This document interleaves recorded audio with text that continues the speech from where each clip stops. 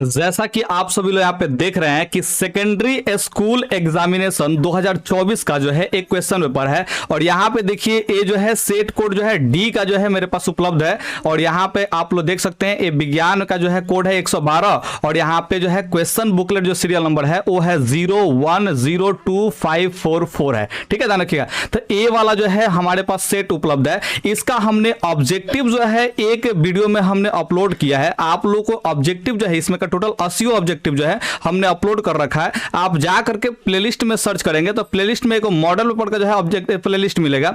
और उस प्लेलिस्ट में जो पार्ट 1 होगा वो इसका होगा, ध्यान रखिए, ऑब्जेक्टिव का। और यहाँ पे जो है पार्ट 2 आप लोग ये वीडियो को देख रहे हैं, यानी कि इस वीडियो में हम लोग इसके सब्जेक्टिव क्वेश्चंस का जो है डिस्कशन करने वाले हैं। ठीक है, तो यहाँ पे ध्यान रखिएगा कि आप लोग को इस वीडियो में केवल और केवल सब्जेक्टिव क्वेश्चन देखने को मिलेंगे। ऑब्जेक्टिव क्वेश्चन अगर आपको देखना है तो वो प्लेलिस्ट में आप लोग जाकर के देख सकते हैं। तो चलिए बिना देर किए जो है हम लोग डायरेक्ट यहां पे शुरू करते हैं क्वेश्चन नंबर 1 से। जी हां, आपको हम अपने से लिखा हुआ दिखा रहे हैं। ये जो है आपका जो है मैंने कहा बता रहे जी, ये क्वेश्चन पेपर है जो कि हमने ऑब्जेक्टिव में बताया हुआ है। ठीक है, जाकर देखिएगा, इस पूरे क्वेश्चन पेपर को भी हमने दिखाया हुआ है। ठीक है, यहां पे सब्जेक्टिव है तो डायरेक्ट हम क्वेश्चन पे ले चलते हैं, क्योंकि इसका आंसर के साथ हमें बताना है। तो यहाँ पे आंसर के साथ जो है यहाँ पे लिखा गया है। तो देखिए सबसे पहला जो क्वेश्चन है वो फिजिक्स से है। और फिजिक्स से क्वेश्चन क्या कर रहा है जी, सूर्योदय के समय सूर्य लाल क्यों प्रतीत होता है। ये जो है इस क्वेश्चन पेपर में जो है पहली बार जो है क्वेश्चन पूछा गया है। ठीक है, तो आप लोग इस बात को ध्यान रखिएगा, सूर्योदय के समय हो या फिर सूर्यास्त के समय हो, दोनों ही समय में सूर्य जो है लाल दिखाई देता है, या फिर ऐसा समझ लीजिए कि रक्ताभ दिखाई देता है, यानी कि रक्त के जैसा जो है दिखाई देता है।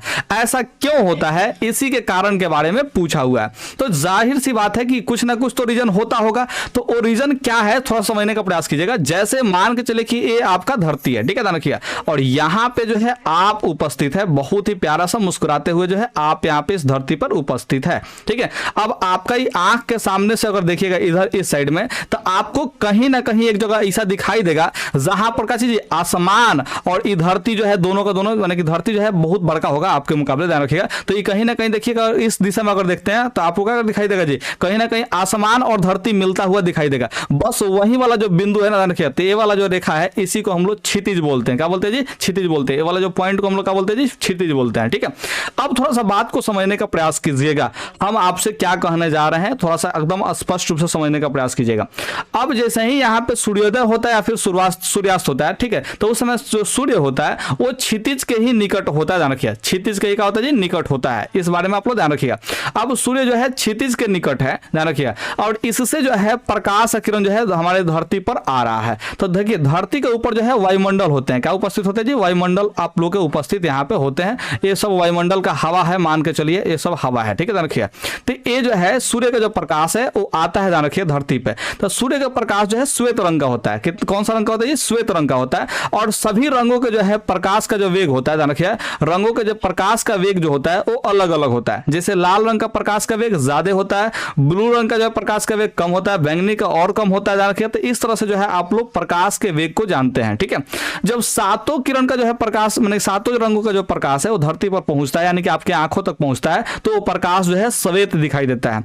लेकिन हम बात करते हैं जब सूर्य जो है निकला, यानी कि अभी अभी हाल ही फिलहाल में जो है निकलने लगता है, देखिए उस समय अगर हम बात करते हैं तो सूर्य का जो है सबसे पहली बार जो किरण आपको जो दिखाई देती है वो है लाल रंग की किरण। कौन सा किरण दिखाई देती है जी, लाल रंग की किरण दिखाई देती है, ध्यान रखिए। और लाल रंग की किरण दिखाई देने के वजह से, सबसे पहले जो है आपको लाल रंग की किरण दिखाई देने के वजह से ही ये जो है सूर्य लाल कलर का दिखाई देता है। जब सारे कलर जो है अच्छे से आने लगते हैं धरती पर, यानी कि जो है आने का चाहिए आपके आंखों तक पहुंचने लगते हैं, तो उस समय जो है सूर्य श्वेत दिखाई देने लगता है। और ये आप लोग जो है माने कि सुबह में जब माने कि अच्छा खासा धूप निकल जाता है तो उस समय से आप लोग देख सकते हैं, शाम तक ले देख सकते हैं, ध्यान रखिएगा। लेकिन जब सूर्यास्त का समय होगा फिर, यानी कि सूर्य जो है डूबने वाला होगा, उस समय फिर वापस से लाल रंग का दिखाई देगा, क्योंकि वो जो सबसे बाद तक ले जो प्रकाश का रंग आता है, ध्यान रखिए, वो लाल रंग ही होता है, क्योंकि इसका प्रकाश का वेग जो है ज्यादा होता है, ध्यान रखिए। अन्य रंगों के मुकाबले क्या होता है, लाल रंग का प्रकाश का वेग ज्यादा होता है। इस बारे में आप लोग ध्यान रखिएगा। तो यहाँ पे आप लोग समझ चुके हैं कि क्यों मैंने कि सूर्योदय हो रहा हो उस समय या फिर जो है सूर्यास्त हो रहा हो उस समय,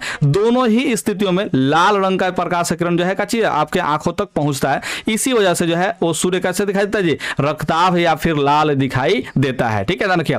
तो यहाँ पे इसका कारण हमने समझा दिया और यहाँ पे इसका आंसर है। चलिए इस आंसर को भी पढ़ लेते हैं। देखिए हमने यहाँ पे सूर्योदय और सूर्यास्त दोनों के बारे में मेंशन किया था, रखिए। तो यहाँ पे सूर्योदय और सूर्यास्त के समय सूर्य क्षितिज के निकट होता है। जी हाँ, सूर्य कहाँ निकट होता है जी, क्षितिज के निकट होता है। लाल रंग का तरंग दैर्घ्य अधिक होने के कारण, ठीक है, लाल रंग का तरंग दैर्घ्य क्या होता है जी, ज्यादा होता है, ध्यान रखिए। उसके कारण क्षितिज के समीप इनका न्यून भाग ही उपस्थित कणों के द्वारा प्रकीर्ण होता है। ठीक है, ध्यान रखिए। और इसका तरंग दैर्घ्य जो है इसका अधिक होने के कारण जो है, ध्यान रखिए, वायुमंडल में जब आता है, ध्यान रखिएगा, प्रकाश किरण, तो इसका जब प्रकीर्णन बहुत कम होता है। लाल रंग का प्रकीर्णन क्या होता है जी, बहुत ही कम होता है, ध्यान रखिएगा। अब आप समझने का प्रयास कीजिएगा। परिणाम स्वरूप या अन्य वर्णों की अपेक्षा अधिक दूर तक पहुंच जाता है और यही कारण है जी कि यह जो है लाल रंग जो है अधिक दूरी तक जो है गमन करता है, क्योंकि इसका जो है प्रकीर्णन कम होता है। ठीक है, इसका प्रकीर्णन क्या होता है जी, कम होता है, ध्यान रखिएगा। इसी वजह से जो है लाल रंग जो है अधिक दूरी तक ले गमन करता है। देखिए यहाँ पे जब एक किरणें हमारी आंखों में पड़ती है तो हमें सूर्य रक्ताभ प्रतीत होता है, यानी कि जब एक किरण जो है कैसी हमारे आंख तक पहुंचकर पड़ता है, यानी कि लाल रंग का जो प्रकाश किरण है आंख तक पहुंचता है, तो उस समय कैसा प्रतीत होता है जी, सूर्य रक्ताभ प्रतीत होता है। अब हमने यहाँ पे सैंपल में आंसर लिखने का प्रयास किया। आप चाहे तो कॉपी में इस बात को जो पूरा का पूरा घटना हमने समझाया उसको आप अच्छे ढंग से सजा करके लिख सकते हैं। और मुझे देखिएगा नीचे जो है एक इंस्टाग्राम का जो है लिंक दिया गया होगा, उस इंस्टाग्राम पे जो है आप लोग जा करके उस अपने आंसर को भेज सकते हैं और हम चेक करके बताएंगे कि आपका आंसर बिल्कुल परफेक्ट है या फिर गलत है। ठीक है, और गलती होगा तो वो भी गलती हम जरूर बताने का प्रयास करेंगे। तो आप जरूर नीचे डिस्क्रिप्शन को चेक कीजिए, वहां पे इंस्टाग्राम का लिंक मिलेगा और आप एक एक क्वेश्चन का आंसर जो है उस पर भेज सकते हैं अपने से लिख करके। ये तो हम सैंपल आंसर लिखे हुए, ध्यान रखिए। सैंपल करने का मतलब जो है एक वो आंसर लिखने का तरीका हमने बता दिया है। हम जरूरी नहीं कि क्या चीज आप इसी आंसर को जो है अपने कॉपी में कॉपी करें। ठीक है, ध्यान रखिए। हम क्या बता रहे हैं कि ये कंसेप्ट जो बता रहे इसके आधार पर आप अपने से एक बेस्ट आंसर तैयार कीजिए, क्योंकि देखिएगा परीक्षा में लिखा होता है परीक्षार्थी यथासंभव अपने शब्दों में ही उत्तर दे। तो आप लोग अगर अपने शब्दों में ही उत्तर दीजिएगा तो ज्यादा बेस्ट होगा। इसलिए आपको कह रहे हैं कि अपने से लिखने का प्रयास कीजिएगा, लिखिएगा और लिखने के बाद जो है मुझे इंस्टाग्राम पे जरूर भेजने का प्रयास कीजिएगा। नीचे डिस्क्रिप्शन में जो है आपको इंस्टाग्राम का लिंक मिल जाएगा, तो मिल जाएगा, जरूर चेकआउट कीजिए, वहां पे आइए और भेजने का प्रयास कीजिए अपने आंसर को, जो अपने हाथों से और अपने दिमाग के मदद से लिखेंगे उस आंसर को। ठीक है, तो चलिए अब यहाँ पे चलते हैं इस क्वेश्चन पेपर के दूसरे नंबर क्वेश्चन पे। और यहाँ पे दूसरा नंबर क्वेश्चन पेपर क्या है जी, क्वेश्चन क्या है यहाँ पे, उत्तल दर्पण एवं अवतल दर्पण में अंतर स्पष्ट करना है। और ये बात जो है बहुत अधिक विद्यार्थी याद रखे हुए रहते हैं। ठीक है, लेकिन फिर भी आपको हम छोटी सी बात जो है बताना चाहेंगे। कैसे बताएंगे, देखिए यहाँ पे ध्यान से। एक तरफ जो है देखिए आंसर लिखने का जो तरीका होगा ना, अंतर लिखने का, ये 2-3 तरीका से अंतर दिया जाता है। एक जो है तरीका जो सबसे कॉमन है वो टेबल बना करके, उसी टेबल बनाने का जो है तरीका से हमने इसका आंसर लिखा हुआ है। ठीक है, ध्यान रखिए। तो इसमें आप लोग जो है टेबल जरूर बना लीजिएगा। इस टेबल में होता क्या है कि आपको जो है यहाँ पे एक खंड जो है अलग बने बांट दीजिएगा, ध्यान रखिएगा। और यहाँ पे जो है एक अलग जो है खंड रखिएगा, ध्यान रखिएगा।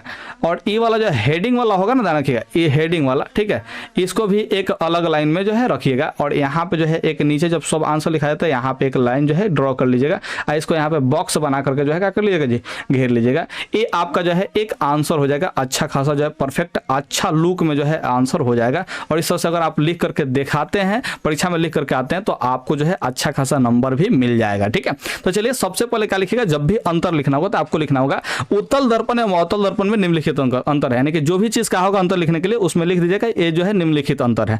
और एक जो है बॉक्स में जो पहला वाला कहा होगा उसको लिखिएगा, दूसरे बॉक्स में जो दूसरा वाला कहा होगा उसको लिख लीजिएगा। ठीक है, इसको बीच में लिखने का प्रयास कीजिएगा, कोई दिक्कत नहीं होगा, साइड में भी लिख सकते हैं, लेकिन हम बीच में ही लिखने का प्रयास कीजिएगा, ध्यान रखिए, बीच में अच्छा लगता है।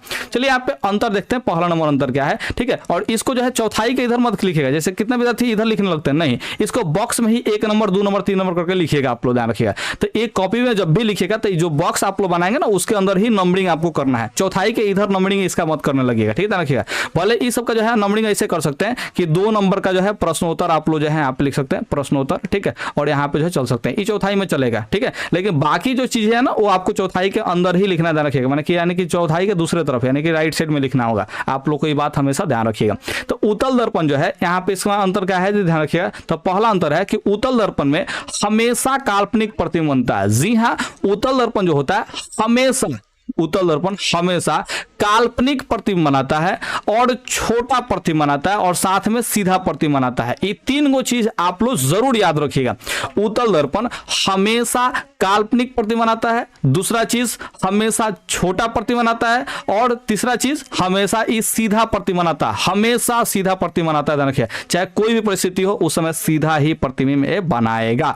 अब यहाँ पे चलते हैं अवतल दर्पण पे। किस पे चलते हैं जी? अवतल दर्पण पे। और अवतल दर्पण क्या है तो यहाँ पे ध्यान रखिएगा, इससे पहला जो अंतर है, अवतल दर्पण में वास्तविक एवं काल्पनिक दोनों प्रकार के प्रतिबिंब बनते हैं। जी हाँ, अवतल दर्पण में वास्तविक प्रतिबिंब बनेगा, काल्पनिक भी प्रतिबिंब बनेगा, लेकिन उत्तल दर्पण में हमेशा काल्पनिक प्रतिबिंब ही बनता है। ठीक है, वहीं अवतल दर्पण की अगर बात करते हैं तो इसमें प्रतिबिंब बड़ा भी बन सकता है, छोटा भी बन सकता है और वस्तु के बराबर यानी कि वस्तु के आकार के बराबर जो है प्रतिबिंब बन सकता है। ठीक है, ध्यान रखिएगा। यानी कि आप लोग इस बात का ध्यान रखिएगा कि अवतल दर्पण जो है सभी टाइप का जो है प्रतिबिंब बनाता है। ठीक है, कहने का मतलब देखिए, वास्तविक काल्पनिक दोनों टाइप का प्रतिबिंब बनाता है। अगर यहाँ पे यानी कि बड़ा छोटा में बात है तो बड़ा भी बनाता है, छोटा भी बनाता है और वस्तु के बराबर भी बनाता है प्रतिबिंब, यानी कि जितना बार का वस्तु का उसके बराबर भी प्रतिबिंब बनाता है। और कब? जब अवतल दर्पण के प्रधान अक्ष के कहाँ रखते हैं जी? वक्रता केंद्र पर वस्तु को रखते हैं, तो उस स्थिति में जो है वो वस्तु के बराबर ही प्रतिबिंब बनाता है। आप लोग को ये बात याद होगा। 5 नंबर यहाँ पर सवाल को समझ थे, मैंने 5 नंबर देखते हैं अंतर का चीज। इसमें प्रतिबिंब उल्टा और साथ में सीधा दोनों टाइप का बनता है, लेकिन उत्तल दर्पण में खाली सीधा प्रतिबिंब बनता है, इसमें उल्टा और सीधा दोनों टाइप का बनता है। ठीक है, एक कंडीशन में जो है सीधा बनाता है अवतल दर्पण, वो कौन सा कंडीशन होता है जी? ध्रुव और फोकस के बीच में जब वस्तु को रखते हैं तो उस समय सीधा बनाता है, बाकी सब जो है काची बनाता है, उल्टा प्रतिबिंब बनाता है। अब यहाँ पे देखिए 2-3 नंबर जो है अंतर छोड़े थे, इसको थोड़ा समझने का प्रयास कीजिए। इसका दृष्टि क्षेत्र जो है बड़ा होता है और इसका दृष्टि क्षेत्र क्या होता है? छोटा होता है। यानी कि देखिए, जो उत्तल दर्पण होता है, देखिए उत्तल दर्पण, इसमें देखिए ऐसा होता है, तो इसका दृष्टि क्षेत्र जो है इतना दूर का जो है वस्तु का आराम से इसके रेंज में जो है जितना भी वस्तु आएगा सबको ही देख सकता है। ठीक है, और वहीं अगर अवतल दर्पण अगर रखते हैं तो देखिए इसके और का चीज इसके बीच के जो है वस्तु को देख पाएगा। तो देखिए इसका जो है माने कि दृष्टि विस्तार जो है अधिक है कि इसका दृष्टि विस्तार अधिक है, तो आप लोग सर उत्तल दर्पण वाला का जो है दृष्टि विस्तार का है जी ज्यादा है, यानी कि ज्यादा रेंज को जो है कवर करता है, देखने के मुकाबले में क्या करता है जी? ज्यादा रेंज को ही कवर करता है। तो इसलिए यहाँ पे उत्तल दर्पण का जो है दृष्टि क्षेत्र क्या होता है जी? बड़ा होता है, और वहीं अवतल दर्पण का जो है दृष्टि क्षेत्र क्या होता है जी? छोटा होता है। इस बारे में आप लोग ध्यान रखिएगा। अब यहाँ पे तीसरा नंबर सवाल को देखते हैं, कह रहा है कि उत्तल दर्पण की परावर्तक सतह उभरी होती है। जी हाँ, वही उत्तल दर्पण हो जाए, ध्यान रखिएगा। इसका जो परावर्तक सतह होगा, ध्यान रखिएगा, परावर्तक सतह ये क्या होता है जी? उठा हुआ रहता है, नहीं कि उभड़ा हुआ रहता है। अब वहीं अगर अवतल दर्पण का परावर्तक सतह की बात करते हैं, ये धंसा हुआ रहता है, ध्यान रखिए। तो अवतल दर्पण का परावर्तक सतह होता है जी धंसा, देखिए इधर जो है धंसा हुआ माने कि परावर्तक सतह है, ध्यान रखिए। है जो है लेफ्ट साइड वाला जो है सतह यही परावर्तक सतह, ध्यान रखिए, जो कि धंसा हुआ है। ठीक है, तो हम यहाँ पे क्लास में बतेबो करते हैं कि जमुना के परावर्तक सतह उठल हुई तमना के कहियो लो उत्तल दर्पण, यानी कि उठल हुई तो उत्तल दर्पण। ठीक है, उठल हुई तो उत्तल दर्पण। ठीक है, ध्यान रखिए, यानी कि उठल मतलब कि उभड़ल हुई। ठीक है, उभड़ल हुई यानी कि उठल हुई, ध्यान रखिए, तो क्या कहल जाई? ओकरा के उत्तल दर्पण कहल जाई। इस बात को आप लोग ध्यान रखिएगा। आ जौन धंसल हुई तमना के अवतल कहल जाई, जौन धंसल हुई तमना क्या कहल जाई? अवतल। तो ये जो है आप लोग अंतर जरूर समझोगे, और इस तरह से 4-5 को अंतर अगर आप लिख देते हैं तो आराम से परीक्षा में जो है 2 अंक पा सकते हैं और कोई आपको जो है प्रॉब्लम नहीं होगी। तो 2 अंक अगर पाना है ना जी, तो आप आंसर को ऐसे ही सजा करके लिखिएगा। बस ये हम जो पीला कलर से भोंक भाग किए हैं ना जी, ये वाला काम आप मत कीजिएगा। ठीक है, ध्यान रखिए, ये वाला हम समझाने के लिए लिखे हैं और आप लोग चालाक हैं, केवल जो है इसमें जो कंटेंट लिखा गया उसी को आप लोग कॉपी पे नोट करेंगे। ठीक है, अगर आप इससे बेहतर लिख सकते हैं तो जरूर लिखने का प्रयास कीजिएगा और मुझे इंस्टाग्राम पे भेजने का प्रयास कीजिएगा। आपके आंसर को हम जरूर चेक करेंगे और आपको बताएंगे कि आपने सही बनाया है या फिर गलत बनाया है, क्योंकि ये सब क्वेश्चन इंपॉर्टेंट है। आपको हम दिखा दें कि सेट कोड जो है डी का ही क्वेश्चन पेपर है, ध्यान रखिए। तो आप लोग जरूर इसको ध्यान रखिएगा और पढ़ते जाइएगा। ओके, अब यहाँ पे चलते हैं तीसरा नंबर क्वेश्चन पे, और ये भी आप लोगों के लिए इंपॉर्टेंट है। क्या करा तीसरा नंबर क्वेश्चन जी? दूरदृष्टि दोष से आपका क्या अभिप्राय है? ठीक है, रखिए। तो दूरदृष्टि दोष आप लोग को हम बताए हुए हैं, ऑब्जेक्टिव अगर आप लोग मेरे को फॉलो करते हैं तो ये सारे के सारे क्वेश्चन जो है बताए गए हैं, ध्यान रखिए। तो अब देखिए यहाँ पे हम बात आते हैं सब्जेक्टिव के लिए। दूरदृष्टि दोष क्या होता है? तो दूरदृष्टि दोष में ध्यान रखिएगा, कि व्यक्ति को दूर का ही वस्तु दिखाई देता है, नजदीक का वस्तु जो है उसको दिखाई नहीं देता है। ठीक है, नजदीक का वस्तु किस में नहीं दिखाई देता जी? दूर दृष्टि दोष में। यानी कि जौन दोष होता है ध्यान रखिए, उस दोष में वही वाला वस्तु दिखाई देता है। जैसे यहाँ पे दूर दृष्टि दोष है तो इसमें दूर का ही वस्तु दिखाई देगा, निकट का वस्तु दिखाई नहीं देगा। ठीक है, तो सबसे पहला आप लोग लाइन में लिखिएगा काची जी कि आप लिख सकते हैं यहाँ पे कि दूर दृष्टि दोष में दूर की वस्तु दिखाई देती है, निकट की वस्तु दिखाई नहीं देती है। ठीक है, इसके पीछे के कारण अगर आपको बताना है तो उसको क्या करेंगे जी? लिखेंगे कि नेत्र गोलक अगर छोटा हो जाता है, ध्यान रखिए नेत्र गोलक क्या होता है जी? छोटा हो जाता है। ठीक है, या फिर ध्यान रखिएगा नेत्र गोलक अगर छोटा हो जाता है तब भी, या फिर आप लोग इस बात का ध्यान रखिएगा कि अगर नेत्र लेंस क्या हो गया जी? पतला हो गया, नेत्र लेंस का हो गया जी? पतला हो गया, तो वैसे स्थिति में भी क्या होगा जी?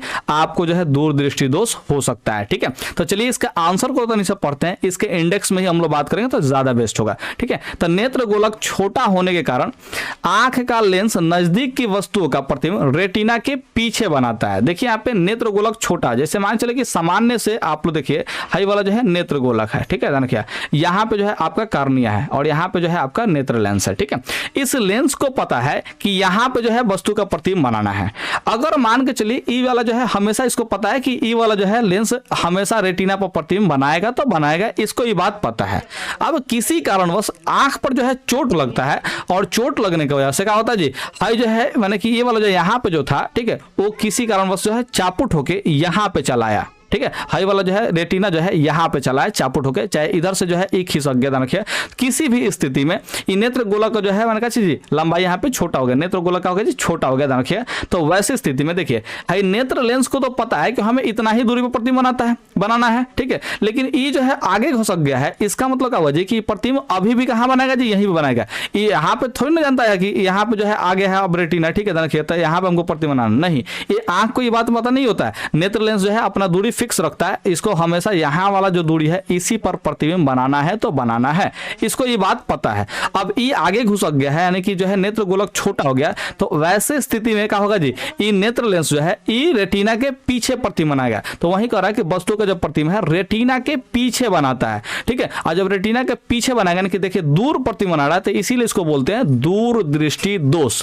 क्या बोलते हैं जी? दूर दृष्टि दोष। ठीक है, तो अगर रेटिना के अगर पीछे प्रतिबिंब बनने लगेगा तो ऐसे स्थिति में वो वस्तु आंख को साफ साफ नहीं दिखाई देगा। तो यही कह रहा है कि इसलिए आंख नजदीक की वस्तु को साफ साफ नहीं देख पाते हैं।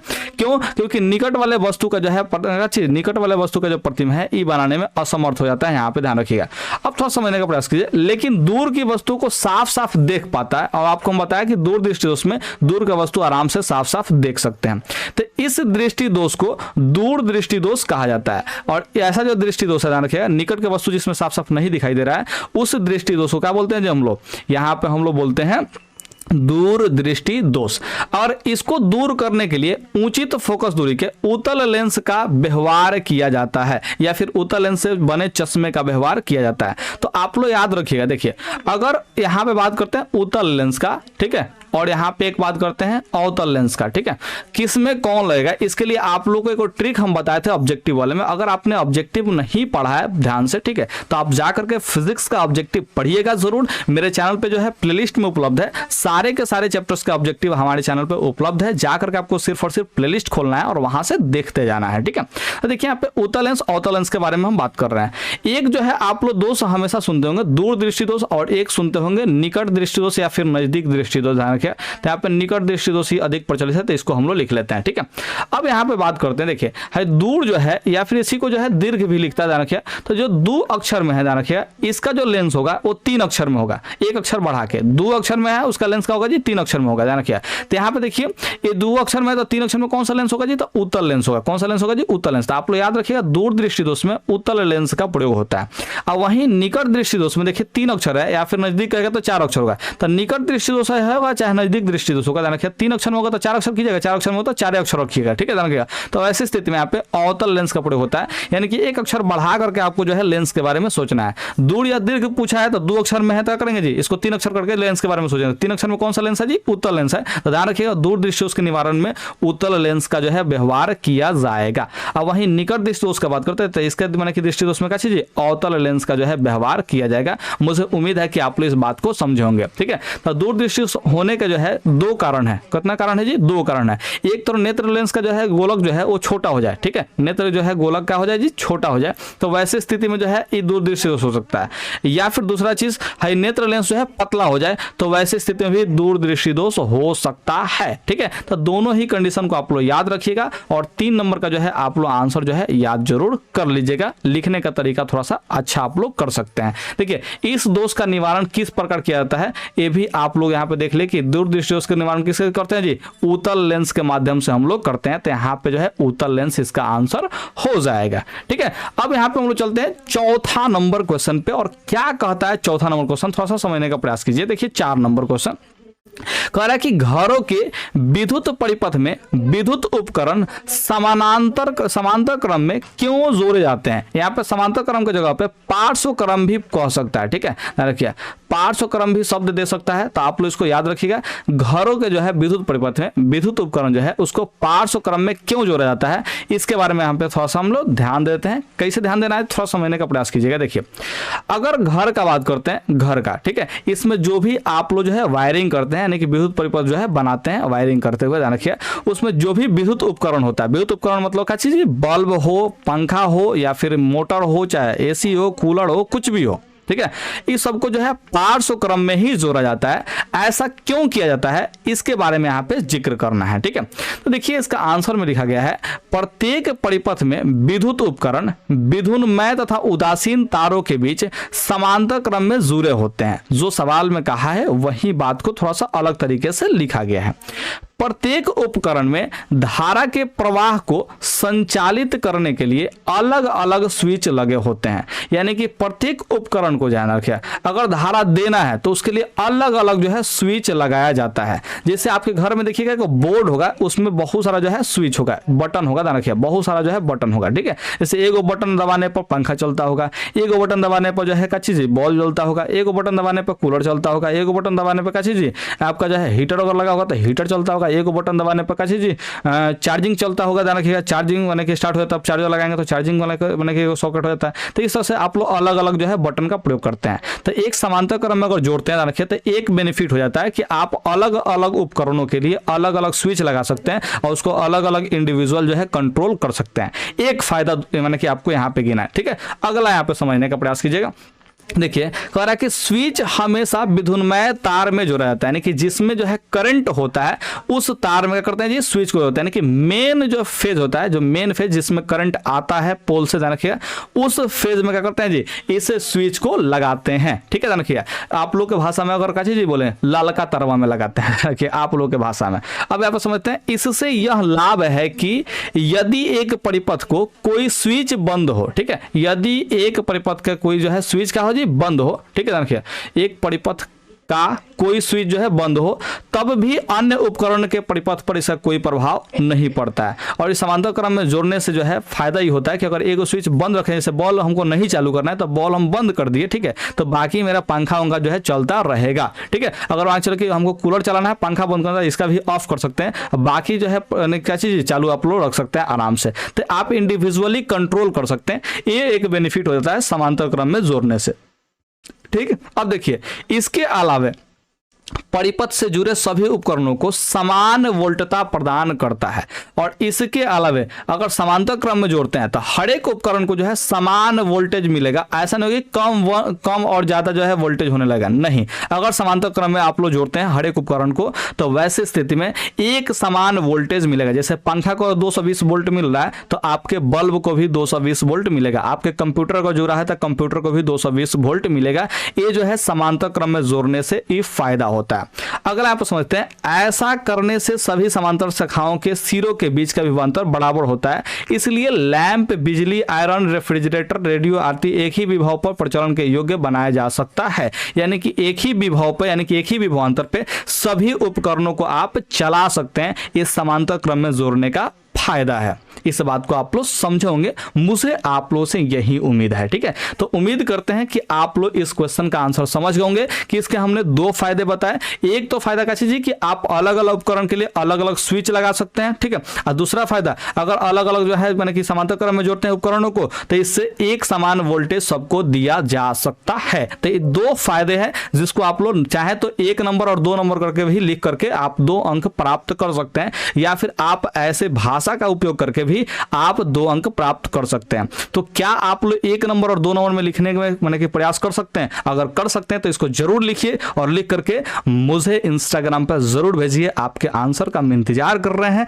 आपके आंसर को हम जरूर चेक करेंगे और चेक करके आपको जरूर बताएंगे कि आपका आंसर सही है या गलत है। तो जल्दी से जाइएगा, अभी नहीं अभी वीडियोस को पूरा का पूरा देख लीजिए और ये सब क्वेश्चन को एकदम याद कर जाइएगा, क्योंकि ये क्वेश्चन जब परीक्षा में पूछेंगे ना तो छापना नहीं है उस समय बनाना है। इस बारे में आप लोग ध्यान रखिएगा। 4 नंबर के बाद जो है यहाँ पे 5 नंबर क्वेश्चन पे चले आते हैं। कह रहा है का चीज प्रतिरोधकता या विशिष्ट प्रतिरोध क्या है? ठीक है, प्रतिरोधकता हो या फिर विशिष्ट प्रतिरोध हो, ये क्या होता है जाना क्या? इसी का जो है दोनों ये नाम है, प्रतिरोधकता हो या फिर विशिष्ट प्रतिरोध हो, इसी का जो है नाम है। ठीक है, जाना क्या? अब यहाँ पे देखिए हम लोग प्रतिरोध के बारे में यहाँ पे थोड़ा समझने का प्रयास कर रहे हैं। क्या चीज समझ रहे हैं जी? यहाँ पे देखिए किसी चालक का प्रतिरोध उसकी लंबाई L के समानुपाती होता है और उसके अनुप्रस्थ काट के क्षेत्रफल A के जो है क्या होता है? व्युत्क्रमानुपाती होता है। जैसे यहाँ पे कोई चालक तार है, ठीक है, इसका जितना लंबाई बढ़ाएंगे उतना ही इसका प्रतिरोध का मान बढ़ेगा और जितना ही लंबाई कम करेंगे उतना ही प्रतिरोध का मान क्या होगा जी? कम होगा। इसीलिए यहाँ पे चालक तार की लंबाई क्या होता है? समानुपाती होता है। ठीक है, अनुप्रस्थ काट का क्षेत्रफल का मतलब होता है, देखिए अगर तार है ना, ध्यान रखिए यहाँ पे देखिए तार है, ठीक है, तो तार का क्या होगा जी? यहाँ पे कुछ ना कुछ गोलाई होगा ना, ध्यान रखिए, तो इस गोलाई के क्षेत्रफल को ही बोलते हैं अनुप्रस्थ काट का क्षेत्रफल। ठीक है, और ये जो क्षेत्रफल है जितना बढ़ाएंगे यानी कि जितना मोटा तार लेंगे उसका प्रतिरोध उतना ही कम होगा और जितना पतला तार लेंगे ध्यान रखिए उसका प्रतिरोध उतना ही ज्यादा होता जाएगा। ठीक है, तो इसलिए ध्यान रखिएगा अनुप्रस्थ काट के क्षेत्रफल के व्युत्क्रमानुपाती होता है। इसीलिए यहाँ पे लिखा जाता है कि R जो है वो समानुपाती होता है L के, लेकिन व्युत्क्रमानुपाती होता है A के, यानी कि यहाँ पे बट्टा के नीचे जो है A लिखा जाता है। ठीक है, और इसी समानुपाती के जो चिन्ह को हटाया जाता है बराबर दिया जाता है, ध्यान रखिए, तो बराबर करने के लिए एक नियतांक आता है जिसको हम लोग रो से सूचित करते हैं और रो L/A हो जाता है। ठीक है, और ये जो रो है ध्यान रखिए रो ये चालक पदार्थ का प्रतिरोधकता या फिर विशिष्ट प्रतिरोध कहलाता है, जिसका ये परिभाषा पूछा हुआ है। तो आप लोग इस टाइप से जो है मेंशन करके प्रतिरोधकता या फिर विशिष्ट प्रतिरोध का परिभाषा लिख सकते हैं और यहाँ पे लिखा जाएगा। ठीक है, और दिए गए ताप पर किसी पदार्थ का जो प्रतिरोधकता वो नियत होता है, यानी कि अगर ताप यहाँ पे नियत रखते हैं तो इस तार का जो है प्रतिरोधकता का होगा जी? नियत रहेगा, यानी कि ये भी नहीं बदलेगा। ठीक है, देखिए तो ये ताप जो है यहाँ पे अचर रखना सबसे ज्यादा इंपॉर्टेंट है। ठीक है, अब देखिए यहाँ पे प्रतिरोधकता या विशिष्ट प्रतिरोध का जो है SI मात्रक जो होता है वो होता है ओम मीटर होता है, जिसको यहाँ पे ऐसे लिखते हैं ओम, इस सिंबल है ओम का, यहाँ पे एम का मतलब मीटर होता है। ठीक है, तो यानी कि विशिष्ट प्रतिरोध या फिर प्रतिरोधकता होता है, यानी कि रो का जो SI मात्रक होता है वो होता है ओम मीटर होता है। ये बात आप लोग जानते हैं, मुझे उम्मीद है कि आप लोग इस बात को समझे होंगे। तो यहाँ पे 5 नंबर का जो है आंसर इस तरह से आप लोग लिख करके आराम से 2 में 2 अंक प्राप्त कर सकते हैं। तो यहाँ पे 2 मार्क्स के लिए जो है एक बेस्ट आंसर है और आप लोग इसको याद कर जाइएगा। बहुत ही धाकर सवाल है और अच्छा है, परीक्षा में पूछने योग्य है। ठीक है, तो देखिए यहाँ पे 5 नंबर सवाल है और उसको जो है हम लोग चलते हैं सीधे से 6 नंबर सवाल पे। और 6 नंबर सवाल क्या करा जी? नहीं कह रहा कि बिजली के बल्ब में, बिजली का बल्ब जब भी करेंगे ना रखिए तो आप लोग ही 10-15 रुपये जो है नहीं लाल का बल्ब होता है ना जी, उसके बारे में इमेजिन कीजिएगा। वो LED बल्ब जो उजर जलता है ना उसके बारे में मत एथी कीजिएगा, वो LED अलग है, यहाँ पे बिजली का बल्ब अलग है, यानी कि ये जो है लालका बल्ब के बारे में बात कर रहा है। ठीक है ना, रखिए इस बल्ब में निष्क्रिय गैस क्यों भरी जाती है? इस बिजली वाला जो बल्ब है इसमें निष्क्रिय गैस क्यों भरता है? निष्क्रिय गैस के अंतर्गत आपको हमने बताया हुआ है, निष्क्रिय गैस के अंतर्गत जो है 5 माने 6 गोले आता है, रखिए कौन सी चीज? हेने के जोड़न HENE AR KR XE और RN। ठीक है, हे ने आ के जोरन। ठीक है, रखिए helium, neon, argon, krypton, xenon, radon. ठीक है, ये जो है यहाँ पे अक्रिय गैस है या फिर निष्क्रिय गैस है या फिर नोबेल गैस है, नूल गैस है, जो भी नाम रख लीजिए। ठीक है, ये सब में से गैस में से ही कोई एक गैस जो है उस विद्युत बल्ब में भरा जाता है। ऐसा क्यों किया जाता है इसके बारे में थोड़ा सा ये पूछा है। ठीक है, रखिए तो यहाँ पे आंसर क्या है? देखिए बिजली के बल्ब में बारीक तार की ऐठी हुई कुंडली होती है जिसे फिलामेंट कहते हैं। आप लोग जो है विद्युत बल्ब जो है जरूर देखेंगे। ठीक है, रखिए हाई जो है मान चले चलिए कि विद्युत बल्ब हो गया, ध्यान रखिएगा। और विद्युत बल्ब में ध्यान रखिएगा यहाँ पे 2 टर्मिनल होता है, इस टर्मिनल से ध्यान रखिएगा 2 तार यहाँ पे निकला होता है, और इस तार से जो है ध्यान रखिएगा ऐसा जो है अझुराइल टाइप का स्प्रिंग टाइप का जो है यहाँ पे एक फिलामेंट होता है। इसी को हम लोग फिलामेंट बोलते हैं। क्या बोलते हैं जी? फिलामेंट बोलते हैं, ध्यान रखिएगा, ठीक है। तो यहाँ पे ऐठी हुई जो कुंडली है इसी को बोलते हैं हम लोग फिलामेंट बोलते हैं। इसी फिलामेंट से जब विद्युत धारा प्रवाहित होती है, ठीक है, जब इस फिलामेंट से जो है विद्युत धारा को प्रवाहित करते हैं तो हमें प्रकाश मिलता है। तो उस लाल का बॉल में क्या चीज, इसी स्प्रिंगवा जैसा जो होता है ना, इसी से प्रकाश जो है मिलता है। यदि फिलामेंट से हवा के माध्यम में धारा प्रवाहित कराई जाए तो क्या होगा जी, यह फिलामेंट हवा की ऑक्सीजन से ऑक्सीकृत होकर भंगुर हो जाएगा और टूट जाएगा। यानी कि अगर इसमें ऑक्सीजन रहेगा, अगर इसमें ऑक्सीजन रहेगा तो वैसे स्थिति में ये गर्म जो तार होगा ना, रखिए फिलामेंट, ठीक है, ये फिलामेंट जो है टंगस्टन का बना होता है। किसका बना होता है जी? टंगस्टन का जो है बना होता है, ठीक है। तो इस टंगस्टन का धातु जो है ध्यान रखिएगा ये गर्म होगा तो ध्यान रखिएगा हवा से अभिक्रिया करेगा, और हवा में विशेष करके ऑक्सीजन से अभिक्रिया करेगा, और ऑक्सीजन से अभिक्रिया करेगा तो क्या होगा जी, ऑक्सीजन से संयोग कर लेगा, यानी कि ऑक्सीकृत हो जाएगा, और ऑक्सीकृत होकर क्या हो जाएगा जी, भंगुर हो जाएगा, यानी कि टूट जाएगा, ठीक है। यानी कि थोड़ा सा भी हिलेगा तो क्या होगा जी, टूट जाएगा। और टूटेगा ध्यान रखिएगा तो उस समय टूटेगा तो उस समय जो है इससे कोई धारा जो है प्रवाहित नहीं हो पाएगी, क्योंकि धारा अवरुद्ध हो जाएगा, परिपथ जो है अवरुद्ध हो जाएगा, ध्यान रखिए। तो परिपथ अगर अवरुद्ध हो जाएगा तो वैसे स्थिति में ये बल्ब नहीं जलेगा। तो इसीलिए इसमें ऑक्सीजन वाला जो है यानी कि नॉर्मल हवा नहीं भराता है, इसमें ऐसे गैस को भराता है जो इस मैंने फिलामेंट से यानी कि टंगस्टन के तार से जो है अभिक्रिया कर ही ना पाए, वैसे पदार्थ को भराता है। और वैसा हवा कौन सा है जी, निष्क्रिय गैस है। वैसा हवा कौन सा है जी, निष्क्रिय गैस है। इसी गैस को यहाँ पे भर देता है ताकि ये मैंने कि फिलामेंट उससे अभिक्रिया न कर पाए, जिससे लंबे समय तक जो है टिका रहे। तो उम्मीद करते हैं कि 6 नंबर का जो है आप लोग आंसर समझे होंगे, और आप इस तरह से बेस्ट आंसर एक लिख करके आएंगे तो आपको 2 में 2 जरूर मिलेगा। तो 2 मार्क्स अगर आपको प्राप्त करना है ना जी, तो आपको बढ़िया से लिखना होगा। और वो लिखने का जो तरीका है आप जो है नीचे जरूर, मैंने कहा जी डिस्क्रिप्शन को चेक करके इंस्टाग्राम पे आकर के मुझसे जरूर बताइए, क्योंकि हर एक व्यक्ति का लिखने की क्वालिटी अलग अलग होता है, और ये अलग अलग क्वालिटी ही आपको अलग बनाएगा, तभी जाके आपका नंबर जो है अच्छा खासा आएगा, ठीक है। ऑब्जेक्टिव में सभी किसी का आंसर सेम हो सकता है, लेकिन सब्जेक्टिव का आंसर जो है बेस्ट माना जाता है, जो बेस्ट लिखता है वही। इसमें हर एक चीज में अंतर किया जा सकता है, जरूरी नहीं कि सबका आंसर जो है सेम हो। तो इसलिए आपसे कह रहे हैं कि आप आंसर लिखने की कला को विकसित करें अपने अंदर, ताकि एक आप जो है आंसर अच्छे से लिख पाए, ठीक है। तो 6 नंबर यहाँ पे सवाल को आप लोग समझ चुके हैं। अब चलते हैं सीधे से 7वें नंबर सवाल पे। और 7वां नंबर सवाल क्या कर रहा है, यहाँ पे थोड़ा समझने का प्रयास कीजिएगा। वायु में गमन करती प्रकाश की एक किरण जल में तिरछी प्रवेश करती है, क्या प्रकाश की किरण अभिलंब की ओर झुकेगी अथवा अभिलंब से दूर हटेगी, बताइए क्यों। यानी कि यहां पे कह रहा है कि वायु में गमन कर रहा है जब प्रकाश किरण वो जल में तिरछा प्रवेश करता है। यहां पे हम मान लेते हैं कि ये जल का जो है स्तर है, देखिए ये जल यहां पे उपलब्ध है, ठीक है। इस चीज को आप लोग समझने का प्रयास कीजिएगा अच्छे ढंग से, ठीक। तो यहां पे हमने जल बना लिया। अब इस जल से क्या करना है कि आपको जो है तिरछा हवा से आता हुआ एक प्रकाश किरण जो है डालना है, ठीक है। अब ये प्रकाश किरण जो है तिरछा है। अब मान चलते हैं कि सतह के साथ जो है ये अभिलंब है हम लोग का, तो यहाँ पे अभिलंब हमने खींच लिया, ठीक है। देखिए ये सतह के साथ, यहाँ पे सतह को हम एक अलग से यहाँ पे लाइन खींच देते हैं। हालांकि ये सतह नाम का जो है ऐसा कुछ आपको दिखाई नहीं देगा लाइन जैसा, ठीक है। ये जो है पानी का एक स्तर है, तो हमने यहाँ पे मान लिया कि ये सतह है, ठीक है, जहाँ पे एक किरण जो है आपतित हुआ है, और ये जो है अभिलंब है। बात करते हैं क्या चीज, यहाँ से देखिए जो है विरल माध्यम है। हवा कौन सा माध्यम है जी, विरल माध्यम यहाँ पे उपस्थित है, ठीक है। तो ऊपर है जो है विरल माध्यम है, कौन सा माध्यम है जी, विरल माध्यम। और जो नीचे है वो है सघन माध्यम, कौन सा माध्यम है जी, सघन माध्यम है, ठीक है। देखिए सघन माध्यम, तो विरल माध्यम से सघन माध्यम जो क्या हो रहा है जी, यहाँ पे प्रकाश किरण प्रवेश कर रहा है।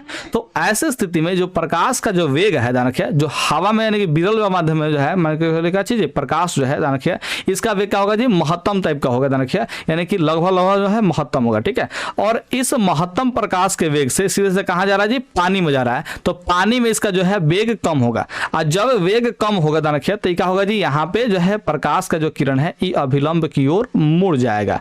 अब इसके पीछे का कारण ही सवाल में पूछा है कि आखिर क्यों होगा। ठीक है, एक तो पहले पूछा है कि माने कि प्रकाश का किरण जो है अभिलंब की ओर झुकेगा कि अभिलंब से दूर हटेगा, तो आप लोग इसका आंसर जानेंगे अभिलंब की ओर जो है झुकेगा। कारण क्या होगा इसके बारे में हम थोड़ा सा बात करते हैं। ठीक है, तो कारण यही है कि इसमें क्या होता है जी, प्रकाश का वेग जो है कम होता है। अब प्रकाश का वेग जब कम होता है तो क्या होगा जी, अभिलंब की ओर झुकेगा।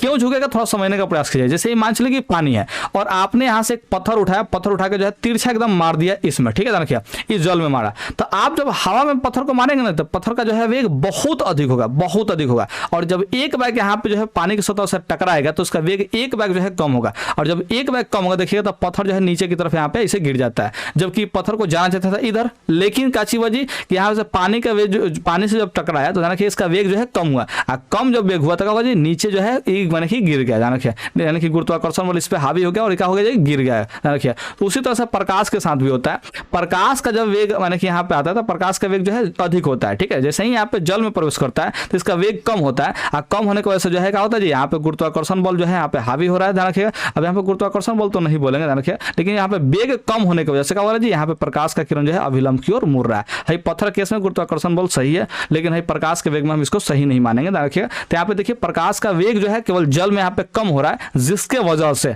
जल में प्रकाश का वेग कम हो रहा है, जिसकी वजह से क्या हो रहा है जी, अभिलंब की ओर मुड़ रहा है। तो ये जो है एक परफेक्ट कारण है जिसके माध्यम से आप लोग क्या कर सकते हैं जी, ये आराम से आंसर को लिख सकते हैं, डील कर सकते हैं। कैसे लिखते हैं आपके ऊपर निर्भर करता है। यहाँ पे हमने एक सैंपल जो है तैयार कर दिया है कि किस टाइप से इसका आंसर लिख सकते हैं। देखिए क्या लिख देंगे जी, वायु में गमन करती प्रकाश की एक किरण जल में तिरछी प्रवेश करती है, तिरछा प्रवेश करती है। विरल माध्यम में प्रकाश का वेग जो है सघन माध्यम की अपेक्षा क्या होता है जी, अधिक होता है। विरल में प्रकाश का वेग सघन माध्यम की अपेक्षा कितना होता है जी, अधिक होता है। विरल में क्या होगा जी, प्रकाश का वेग अधिक होगा। अतः विरल माध्यम से सघन माध्यम में गमन करने वाली प्रकाश की किरण क्या होती है जी, धीमी हो जाती है। यानी कि विरल माध्यम से जब सघन माध्यम जा रहे थे प्रकाश की किरण क्या होगा, धीमा हो जाएगा, यानी कि वेग जो है कम होगा, तथा क्या होगा जी, अभिलंब की ओर झुक जाती है, यानी कि अभिलंब की ओर क्या हो जाएगा जी, झुक जाएगा। वेग कम होने के कारण से क्या होगा जी, अभिलंब की ओर झुकेगा। तो यही यहाँ पे कारण हमने दिया है। ठीक है, आप इस आंसर को जो है बेस्ट तरीके से सजा करके लिख सकते हैं, और लिखने का तरीका आपको पता है, और पता है तो जरूर बनाइए और इंस्टाग्राम पे भेजिए, हम आपके आंसर का इंतजार कर रहे हैं। तो 7 नंबर क्वेश्चन समझ गए। अब चलते हैं सीधे सीधे 8 नंबर क्वेश्चन पे, और यहाँ पे देख सकते हैं 8 नंबर क्वेश्चन कह रहा है कि जरा दृष्टि दोष क्या है और इसे कैसे दूर किया जाता है। जरा दृष्टि दोष क्या है और इसे कैसे दूर किया जाता है। ठीक है, तो दूर कैसे कहता है इसको थोड़ा समझने का प्रयास करना है, लेकिन जरा दृष्टि दोष क्या है इसको भी समझना जरूरी है। ठीक है, देखिए जरा दृष्टि दोष जो होता है इस जरा जरा सा होता है। जरा दृष्टि दोष जरा जरा सा होता है। जरा जरा सा का मतलब क्या होता है थोड़ा समझने का प्रयास कीजिएगा। यानी कि इसमें ना ही वो निकट का वस्तु जो है स्पष्ट देख पाएगा, यानी कि साफ साफ देख पाएगा, और ना ही वो दूर के वस्तु को भी साफ साफ देख पाएगा। इस बात को आप लोग ध्यान रखिएगा। यानी कि जरा दृष्टि दोष जिसको हो गया ना, उसको ना ही नजदीक वाला वस्तु दिखाई देगा और ना ही दूर वाला वस्तु दिखाई देगा, उसको साफ साफ, ठीक है, दिखाई तो देगा लेकिन धुंधला धुंधला दिखाई देगा, ये बात हम कह रहे हैं। ठीक है, तो फिर अगर मान के चले कि दोनों बिंदु जो है प्रभावित तो हो रहा है, ठीक है, तो इसको दूर कैसे किया सकता है, तो जरूर एक ऐसा चश्मा हमको बनाना पड़ेगा, जरूर एक ऐसा चश्मा हमको बनाना पड़ेगा जिसमें क्या होगा जी, यहां पे ध्यान रखिए, जिसमें ये जो है एक तरफ का होगा जी उत्तल लेंस होगा, ध्यान रखिए, एक तरफ का होगा जी उत्तल लेंस होगा, ध्यान रखिएगा, और एक तरफ का होगा जी अवतल लेंस होगा, ध्यान रखिएगा, एक तरफ का होगा जी अवतल लेंस होगा। कौन सा लेंस होगा जी, अवतल लेंस होगा। ठीक है, ध्यान रखिए, अवतल लेंस जो है वो दूर की वस्तु को आराम से देख पाएगा, ध्यान रखिए, और उत्तल लेंस से जो है निकट की वस्तु को आराम से वो देख पाएगा। ठीक है, ध्यान रखिए। तो यहाँ पे हम लोग देखिए जरा दृष्टि दोष जो है अगर होता है, किसी व्यक्ति को जरा दृष्टि दोष अगर हो जाता है, तो वैसे स्थिति में ध्यान रखिएगा, जरा दृष्टि दोष के होने की स्थिति में उसको क्या करना चाहिए, देखिए बाइफोकल लेंस का जो है चश्मा का प्रयोग करना चाहिए। बाइफोकल लेंस मतलब उसमें दो फोकल लेंस वाला जो है माने कि लेंस होना चाहिए, ध्यान रखिएगा, एक जो है यहाँ पे उत्तल लेंस होना चाहिए, एक अवतल लेंस होना चाहिए। अवतल लेंस से जो है दूर की वस्तु को देखेगा और उत्तल लेंस से जो है निकट की वस्तु देखेगा, क्योंकि जरा दृष्टि दोष में ना ही दूर की वस्तु दिखाई देता है और ना ही निकट की वस्तु को दिखाई दे पाता है। ठीक है, तो इसका निवारण जो है हम लोग कैसे कर सकते हैं, इसको दूर कैसे कर सकते हैं जी, तो बाइफोकल लेंस का प्रयोग कर लें। ये दोनों टाइप का जो लेंस है इसको बोलते हैं बाईफोकल लेंस। क्या बोलेंगे जी? Bifocal lens. ठीक है, इसको कई बार द्विफोकल लेंस भी कहा जाता है, रखिए। तो बाईफोकल लेंस का जो है, बाईफोकल लेंस से जो बना चश्मा होगा उसका हम लोग प्रयोग कर सकते हैं। लेकिन सवाल उठता है कि जरा दृष्टि दोष होता क्यों है? ठीक है, तो जरा दृष्टि दोष होता है बुढ़ापे में सामान्यतः हो जाता है जब आंख अपना समंजन क्षमता खो देता है। यानी कि समंजन क्षमता खोने से तात्पर्य यह है कि आंख जब यानी कि इतना सक्षम नहीं होता है कि रेटिना पर हमेशा प्रतिबिंब बना पाए। ठीक है, तो वैसे स्थिति में जो है जरा दृष्टि दोष हो सकता है। तो ये सामान्यतः बुढ़ापे में होता है और जरा दृष्टि दोष में ना ही आप लोग दूर का वस्तु देख सकते हैं और ना ही निकट का वस्तु को आप लोग स्पष्ट देख सकते हैं। ठीक है, तो यहाँ पे देखिए उत्तर जो है दिया है, ध्यान रखिए। नेत्र लेंस काड़ा हो जाने कारण, यानी काड़ा हो जाने कारण क्या चीज, यानी कि उसमें ना ही नेत्र लेंस का हो रहा है जी, माने कि जल्दी पतला हो पा रहा है और ना ही जो है नेत्र लेंस जो है मोटा हो रहा है, यानी कि ना ही वो काची हो रहा है जी, वो फोकस दूरी को अपना एडजस्ट कर ही नहीं पा रहा, हमेशा रेटिना प्रतिबिंब नहीं बना पा रहा। ध्यान रखिए, तो वही कह रहा है कि नेत्र लेंस काड़ा हो जाने के कारण उसकी समंजन क्षमता में कमी आती है। जी हाँ, समंजन क्षमता में क्या होगा जी, जब कमी आ जाएगा, यानी कि जब नेत्र लेंस फोकस जो है अपना रेटिना पर नहीं कर पाएगा, यानी कि रेटिना पर हमेशा प्रतिबिंब नहीं बना पाएगा, ध्यान रखिए, तो उसको हम लोग समंजन क्षमता में कमी बोलते हैं। ध्यान रखिए, और जब कमी हो जाएगा, ध्यान रखिए, तो इस दृष्टि दोष को क्या बोलेंगे जी, हम लोग जरा दृष्टि दोष कहते हैं। ठीक है, यानी कि जब इस तरह समंजन क्षमता में जब कमी होगा तो उस दृष्टि दोष को क्या बोलेंगे जी, जरा दृष्टि दोष बोलते हैं। और जरा दृष्टि दोष में आपको हमने बता दिया, ना ही दूर का वस्तु साफ दिखाई देगा और ना ही निकट का वस्तु जो है साफ दिखाई देगा। इसीलिए इसके उपचार में क्या करते हैं जी, बाईफोकल लेंस, माने कि बाईफोकल लेंस काम में लाया जाता है। यानी कि इसको अगर उपचार करना है तो इसका चीज बाईफोकल लेंस से बने चश्मे का जो है उपयोग आप लोग कर सकते हैं। ठीक है, जिसमें अवतल लेंस और उत्तल लेंस दोनों का दोनों शामिल होगा। अवतल लेंस से दूर के वस्तु को देखेगा, उत्तल लेंस से निकट की वस्तु को देखेगा, ध्यान रखिएगा। और इसी जो है टाइप का लेंस को बोलते हैं बाईफोकल लेंस बोलते हैं। आप लोग इस टाइप का ध्यान रखिएगा। आंसर 8 नंबर का जो है ए वाला आंसर आप लोग चाहें तो लिख सकते हैं, या फिर इससे बेस्ट अगर आंसर आप लोग लिख सकें तो जरूर लिख करके मुझे इंस्टाग्राम पे भेजने का प्रयास करें, मजा आ जाएगा। ठीक है, या फिर आप डायरेक्ट अपलोड करें और मुझे टैग कर दें, क्या दिक्कत है, मुझे टैग भी कर देंगे तो ज्यादा बेस्ट होगा। ठीक है, तो 8 नंबर का जो है यहाँ पे आंसर है। उसको चलते हैं सीधे सीधे 9 नंबर सवाल पे। और 9 नंबर सवाल क्या कर रहे हैं, यहाँ पे थोड़ा समझने का प्रयास कीजिएगा। प्रतिरोध क्या, अच्छा ये तो 5 नंबर ही आ गया। देखिए आपको जो है, देखिए ध्यान से कि जो भी सब्जेक्टिव क्वेश्चन होगा उसमें 1 नंबर से लेकर के 8 नंबर तक का जो क्वेश्चन होगा फिजिक्स में, ठीक है, ये जो फिजिक्स यानी कि भौतिकी के जो खंड में होगा, ध्यान रखिए, तो यानी फिजिक्स का जो क्वेश्चन होगा 1 से 8 तक ले वो 2 मार्क्स वाला होगा, यानी कि 2 नंबरिया होगा, जिसमें से आपको कोई भी एक 4 मैंने कहा कोई भी 4 को क्वेश्चन बनाना होगा। ये 8 को जो क्वेश्चन होगा इसमें से कोई 4 को क्वेश्चन बनाना होगा। ठीक है, तो आप जो है जरूर बना लीजिएगा। इसके बाद देखिए 9 नंबर और 10 नंबर जो होगा वो दीर्घोत्तरीय प्रश्न होगा, यानी कि 6 मार्क्स का होगा। ठीक है, ये 5 मार्क्स का फिजिक्स में नहीं पूछता है, 6 मार्क्स का पूछता है। तो यानी कि 9 नंबर सवाल जो है और 10 नंबर सवाल, ठीक है, 9 नंबर सवाल और क्या चीज 10 नंबर जो सवाल है वो 6 अंक का पूछता है। ठीक है, कितना अंक का पूछता है जी, 6 अंक का। तो यानी कि 2 को सवाल पूछता है। ये दोनों सवाल में से आपको जौन भी सवाल बन करे बनाने का, उस सवाल आप लोग परीक्षा में बना सकते हैं। तो यहाँ पे 9 नंबर और 10 नंबर सवाल में से हम लोग चलते हैं सीधे से 9 नंबर सवाल पे, और उसके बाद हम लोग देखेंगे 10 नंबर सवाल। ठीक है, तो यहाँ पे 9 नंबर सवाल पहले देख लेते हैं। प्रतिरोध क्या है, यानी कि पहले प्रतिरोध का परिभाषा लिखना है। तो देखिए यहाँ पे प्रतिरोध का परिभाषा हम लोग लिख लेंगे। प्रतिरोध किसी पदार्थ का वह गुण जिसके कारण वह विद्युत धारा के प्रवाह का विरोध करता है, क्या कहलाता है जी, प्रतिरोध कहलाता है। यानी कोई भी पदार्थ है, ध्यान रखिए, उसमें एक गुण पाया जाता है कि अगर उसमें विद्युत धारा को प्रवाहित करेंगे तो उस विद्युत धारा क्या करेगा जी, वो विरोध करेगा, यानी कि विद्युत धारा को जाने नहीं देगा। जाना क्या, जाने से उसको रोकने का प्रयास जरूर करेगा, चाहे वो कम प्रयास करे तो या फिर ज्यादा प्रयास करे तो। ठीक है ना क्या, लेकिन विरोध जरूर करता है। हर एक पदार्थ का ध्यान रखिएगा, हर एक पदार्थ का ही आंतरिक गुण होता है कि अगर उससे विद्युत धारा प्रवाहित कराएंगे, ठीक है, तो वो क्या करेगा जी, उस धारा का प्रवाह का विरोध करेगा तो करेगा, चाहे हतनी सुख करे या फिर ज्यादा करे, लेकिन प्रतिरोध का विरोध, बोले प्रतिरोध जो है वो धारा का विरोध करेगा ही करेगा। और इसी गुण को हम लोग बोलते हैं जी प्रतिरोध कहते हैं। क्या कहते हैं जी, प्रतिरोध कहते हैं। तो ये वाला परिभाषा आप लोग लिख सकते हैं। क्या परिभाषा जी, तो प्रतिरोध किसी पदार्थ का वह गुण जिसके कारण वह विद्युत धारा के प्रवाह का विरोध करता है, प्रतिरोध कहलाता है। ठीक है, और यहाँ पे प्रतिरोध का जो है परिभाषा दिया गया है, बोले परिभाषा का सूत्र दिया गया है, विभव भी बटा में धारा आई। ठीक है, रखिए, यानी कि आर का जो मान होता है वो भी बटा आई होता है। ये ओम के नियम से आप लोग ज्ञात कर सकते हैं। ठीक है, अगर ये वाला परिभाषा आपको परीक्षा में याद नहीं आता है तो आप ऐसा भी कह सकते हैं। कैसा परिभाषा जी, देखिए कैसे जी, विभवांतर या विभव लिखा गया, विभवांतर और धारा के बीच, ध्यान रखिए धारा के अनुपात को क्या बोलते हैं जी, प्रतिरोध कहते हैं। ठीक है, यानी कि किसी चालक के दोनों सिरों के बीच विभवांतर और उसमें प्रवाहित धारा का क्या होता है जी, अनुपात ही प्रतिरोध कहलाता है। आप लोग इस टाइप का भी आंसर लिख सकते हैं प्रतिरोध का परिभाषा के रूप में। तो आपको जो परिभाषा सटीक लगे वो लिख लीजिएगा। एक बार फिर से परिभाषा रिपीट कर देते हैं। देखिए क्या होगा जी, किसी चालक तार के दोनों सिरों के बीच का विभवांतर तथा उसमें प्रवाहित विद्युत धारा का अनुपात ही प्रतिरोध कहलाता है।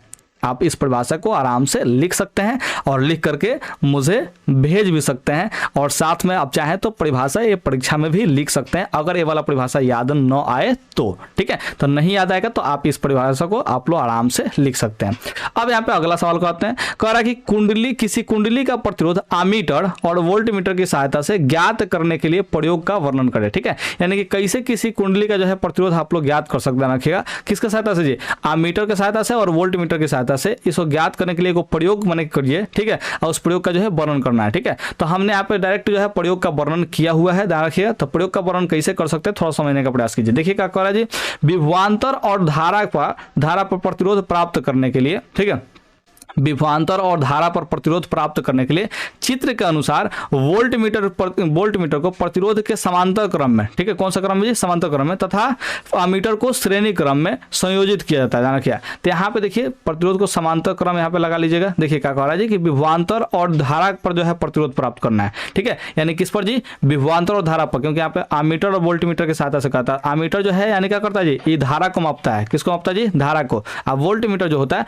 विभवांतर को मापता है। इसीलिए ध्यान रखिए इसी पर जो है हम लोग प्रतिरोध प्राप्त कर रहे हैं। ठीक है, तो विभवांतर और धारा पर प्रतिरोध प्राप्त करने के लिए चित्र के अनुसार क्या करेंगे जी, वोल्टमीटर के प्रतिरोध को, वोल्टमीटर को प्रतिरोध के समांतर है, प्रतिरोध के यहाँ पे समांतर, तथा कैसे जी यहाँ पे आमीटर को श्रेणी क्रम में है। आमीटर जो है ध्यान रखिए यहाँ पे ए से जो लिखे हुआ है आप लोगों को दिखाई नहीं दे रहा होगा, तो इसका क्वालिटी बढ़ा सकते हैं। ध्यान रखिए, तो ये आमीटर यहाँ पे है, आमीटर को ऐसे लिखा था, ध्यान रखिए, तो इसको यहाँ पे कैसे जी लिखा गया है, ध्यान रखिए समांतर क्रम का श्रेणी क्रम में जोड़ा गया है, प्रतिरोध के अनुसार कैसे जी इस श्रेणी क्रम में जुड़ा हुआ है। ठीक है, अब यहाँ पर समझते हैं, तथा डब्लू चालक तार को, ठीक है, यहाँ पे देखिए डब्लू है, यहाँ पे जो है डब्लू है, ध्यान रखिए, इस चालक तार को क्रमशः एम एन एस टी से जोड़कर धारा को बढ़ाया जाता है। ठीक है, यानी कि पहले एम पर रखा जाता है, फिर जो है कैसे जी एमीटर और वोल्टमीटर के जो है पाठ्यांक को लिखा जाता है, फिर जो है धारा बढ़ा देता है, कैसे जी एन पे लेकर जाया जाता है। ध्यान रखिए यहाँ पे 2 सेल आ जाता है, तो यहाँ पे एन पर जो है प्रतिरोध माने कि एन जो है धारा प्रवाहित है। देखिए यहाँ पे एम और एन दोनों मिलाकर जब धारा प्रवाहित होता है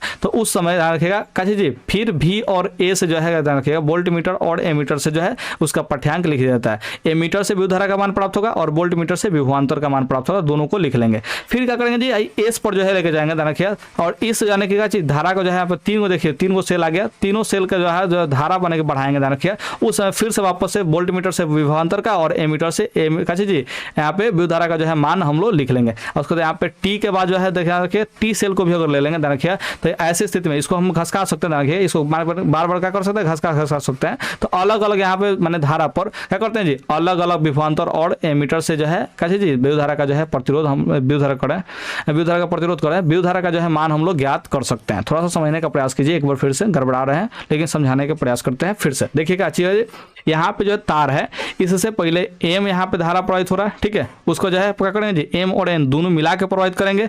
और फिर कैसे जी एस, देखिए एम एन एस तीनों को मिलाकर प्रवाहित करेंगे, और फिर इसको घसकाएंगे यहाँ पे लेके आएंगे, तो क्या कहो G M N S T यानी कि चारों जो है सेल के द्वारा धारा का करेंगे जी प्रवाहित करेंगे। यानी कि यहाँ पे चारों सेल से जब धारा प्रवाहित होता है, ठीक है, फिर 3 गो से 2 गो से 1 गो से, तो अलग अलग यहाँ पे क्या करेंगे जी एमीटर और वोल्टमीटर का जो है हम लोग क्या करेंगे जी मान ज्ञात करेंगे। ठीक है, और हर एक अवस्था में, ठीक है, ध्यान रखिए हर एक अवस्था में, ठीक है, देखिए धारा वोल्टमीटर का जो है पाठन लेकर के हर एक स्थिति में हमको V/I का मान प्राप्त करना है। यानी कि विभवांतर में हमको विद्युत धारा से मान मैंने क्या करना है जी भाग देना है। ठीक है, क्योंकि प्रतिरोध का मान तभी निकलेगा जब हम क्या करेंगे जी V में I से हम लोग भाग देंगे तब। ठीक है, ध्यान रखिए, यानी कि V में अगर I से हम लोग भाग देते तो कैसे का मान निकलता है जी प्रतिरोध का मान निकलता है। तो इसीलिए जब देखिए जितना जिस समय जो है विभवांतर का मान प्राप्त करेंगे उसी समय जो I का मान यानी कि विद्युत धारा का जो मान प्राप्त होगा उसका करेंगे जी भाग देंगे, तो एक मान प्राप्त होगा, फिर अगला वाला पे, फिर अगला वाला पे, फिर अगला वाला पे, ऐसे जो है 4 गो स्थिति हमने बनाया था। तो चारों स्थिति में हर एक बार क्या करेंगे जी, इसका मान जो है हम लोग प्राप्त कर लेंगे,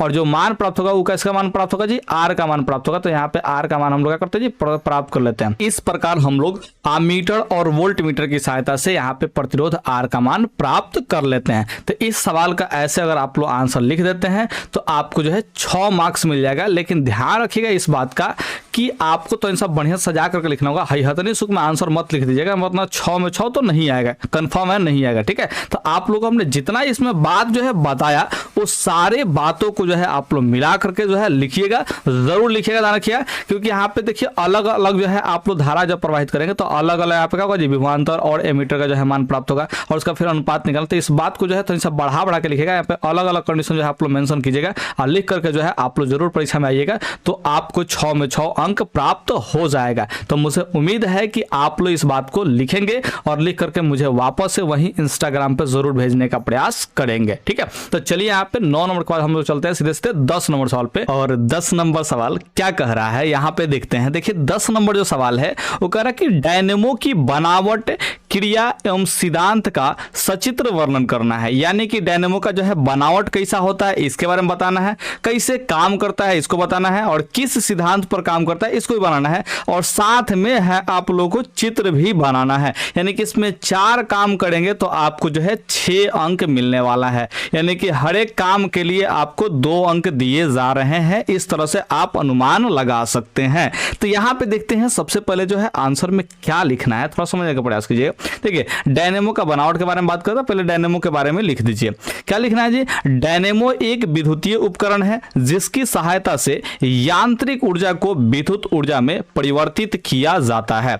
यह उपकरण विद्युत चुंबकीय प्रेरण के सिद्धांत पर काम करता है।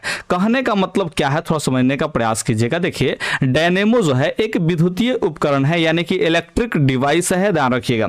और यहां पे बात करते हैं काशी जी, इस डायनेमो की सहायता से जो है यांत्रिक ऊर्जा को किसमें बदलते हैं जी, विद्युत ऊर्जा में बदलते हैं, चाहे परिवर्तित करते हैं। कहने का मतलब है कि डायनेमो जो है आपको विद्युत ऊर्जा देती है, यानी कि इलेक्ट्रिक जो है जनरेट करके देती है, विद्युत धारा जो है इससे जनरेट होती है। इस बारे में आप लोग ध्यान रखिएगा।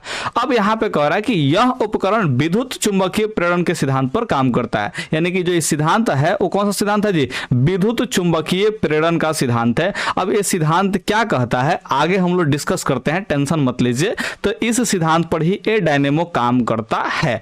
अब यहाँ पे थोड़ा समझते हैं इसका क्रिया विधि को, हम थोड़ा सा समझने का प्रयास करते हैं कि आखिर मैंने पहले बनावट यहाँ पे देख लेते हैं। क्या देख लेते हैं जी, बनावट होता कैसा है, ठीक है।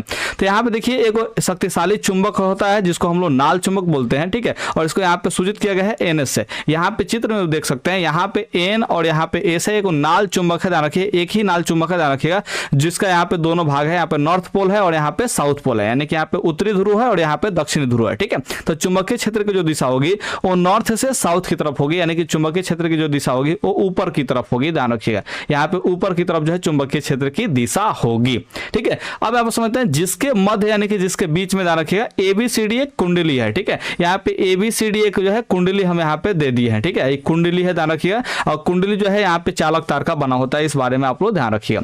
जिसका एक सिरा वलय R1 तथा दूसरा सिरा जो है वलय R2 से जुड़ा है। यानी कि इस कुंडली का जो एक सिरा जो है यहाँ पे देखिए रिंग 1 जो है वलय 1 है, इससे जुड़ा हुआ है। यहाँ पे दूसरा जो सिरा है नीचे वाला, ठीक है, ए R2 से जुड़ा है, दूसरा वलय से आपको यहाँ पे जुड़ा हुआ दिखाई दे रहा होगा।